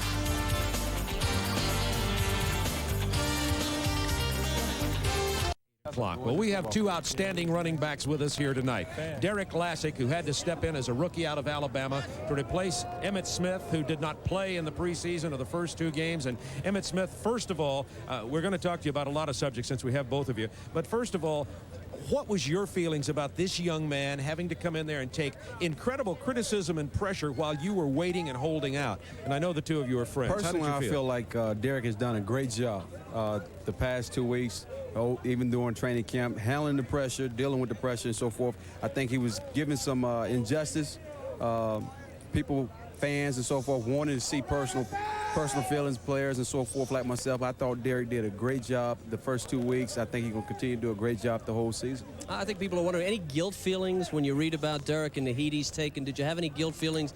I felt sorry for him, and I had compassion for him also, because he was taking a bunch of heat which he shouldn't have been taking at all. It's not Derek's fault that I wasn't there. It's not his fault that the fans are not going to give him a chance. I thought he did a great job under the circumstances that he was under. I thought he did a great job handling himself. He didn't deserve it. I mean, he's too great of a guy, and he's a great football player. He deserves some kind of justice. So no guilt. No guilt. No guilt. All right, I think I got that. Derek, your feelings about playing a game, finally, you're kind of renting the tailback position from Emmitt. He's on the sidelines. What was the difference for you having him here at the game versus Emmitt holding out? I just felt it was a lot of pressure released off of me when he was signed Thursday. And then having him on the sideline, you know, is just a great feeling. You can tell the difference between a team last week and a team this week. Well, that first drive, it looked like the pressure was off for you because you played a tremendous part in that first drive. And then, of course, you scored the touchdown. And I'm sure that was a lot of fun watching you go through the thing. It was the second touchdown, I guess, of the game that you scored. It was the first touchdown. Right, the first drive. It was a great drive. It was an 8-yard run. Here you come through the middle. And, of course, Dallas is excited. They're here in Phoenix. You're leading 7-0. And then who's the first guy that meets you on the sideline? As you get up and you run over to the sideline, number 22 is over there with a big smile on his face and ready to give you 5. Now, how did that feel? Well, that's a great feeling, and that just shows what type of person Emmitt is. You know, very supportive, always giving you, a hand, and it's a great feeling to have players like that on your team. What were your feelings, Emmitt, when he scored that touchdown? I was very happy for him. He done a great job. Like I say, he's been doing a great job for the past 2 weeks, and he's just continued it up this week. And I'm just here to support him because I knew I wasn't going to play much, and I wanted him to go in and have a great game regardless if I was here or not. He's playing for the Dallas Cowboys. I'm playing for the Dallas Cowboys. We playing for the same team, so we both are we shooting for the same thing, and that's wins. And so I have no animosity at all towards Derek. It's a room to share, and I don't mind sharing. Emmitt Smith, let's talk just a little bit about your new contract. 4 years, $13.6 million. Jerry Jones said he felt that you and your agent, Richard Howell, wouldn't have agreed to this earlier, that you might have really wanted more, to be the highest paid player in the NFL. Can you tell us how much you would have wanted going into this thing? I know you're happy with this. I never wanted to be the highest paid NFL player. I just wanted to be paid according to what I felt like my market value was, and that's what I wanted. And the offers that Jared made earlier, it was nowhere near close to what I wanted, nowhere near close. But the last offer that he made was a fairly decent offer. It was an offer that I thought I could deal with and that I thought I could live with, and so I decided to take it because it worked to where I wanted to be, and that was the whole analysis of the whole deal, to tell the truth. Well, and you're obviously happy, and you certainly look ready to go tonight. When you entered the game, Phoenix had pulled close. It looked like the Cowboys were going flat. I asked Troy about this. Then they sent you into the huddle. Did you feel a lift? Did you feel like you were bringing that special something that had been missing? I never felt like that. When I was going in, I was very nervous about going in, and I was very nervous about cautious about making mistakes, and that's one thing I did not want to do. If I was going to play, I wanted to play a decent ball game, a fairly mistake-free ball game. Didn't want to turn the ball over. I wanted to get plus yardage, do things that I know I could do, and that's what I wanted to do when I first went in. Now I want to go back, turn the clock back just a little bit, and let you two SEC stars here talk a little bit. It looks like Alabama and Florida could be headed for a big crunch. Derek Classic, what do you think? Alabama better than Florida this year? Most definitely. The result would be the same as the one last year. Alabama winning and going on to play for the national championship. Florida's good, taking nothing from them, but they're not up there with Alabama yet. How about it, Emmitt? Alabama don't have Derek Lassett back there in the backfield either. So I think Florida has Eric Red and the quarterback that we have right now. We're producing a lot of points. I think our defense is playing well. I think Steve Spurrier, you're going to have him back there in the SEC championship game again. This time they will win it. I'm sorry, Alabama only had to celebrate for 1 year. This year they're going to have to take the back seat. Emmitt Smith, Derek Lassett, two outstanding young men. Continued success. Looks like the Cowboys are getting it turned up another notch. Thanks for being with us, both of you. And Kevin and I will be back with Anthony Munoz here at the Holiday Inn Stadium show from Tempe, Arizona, right after this.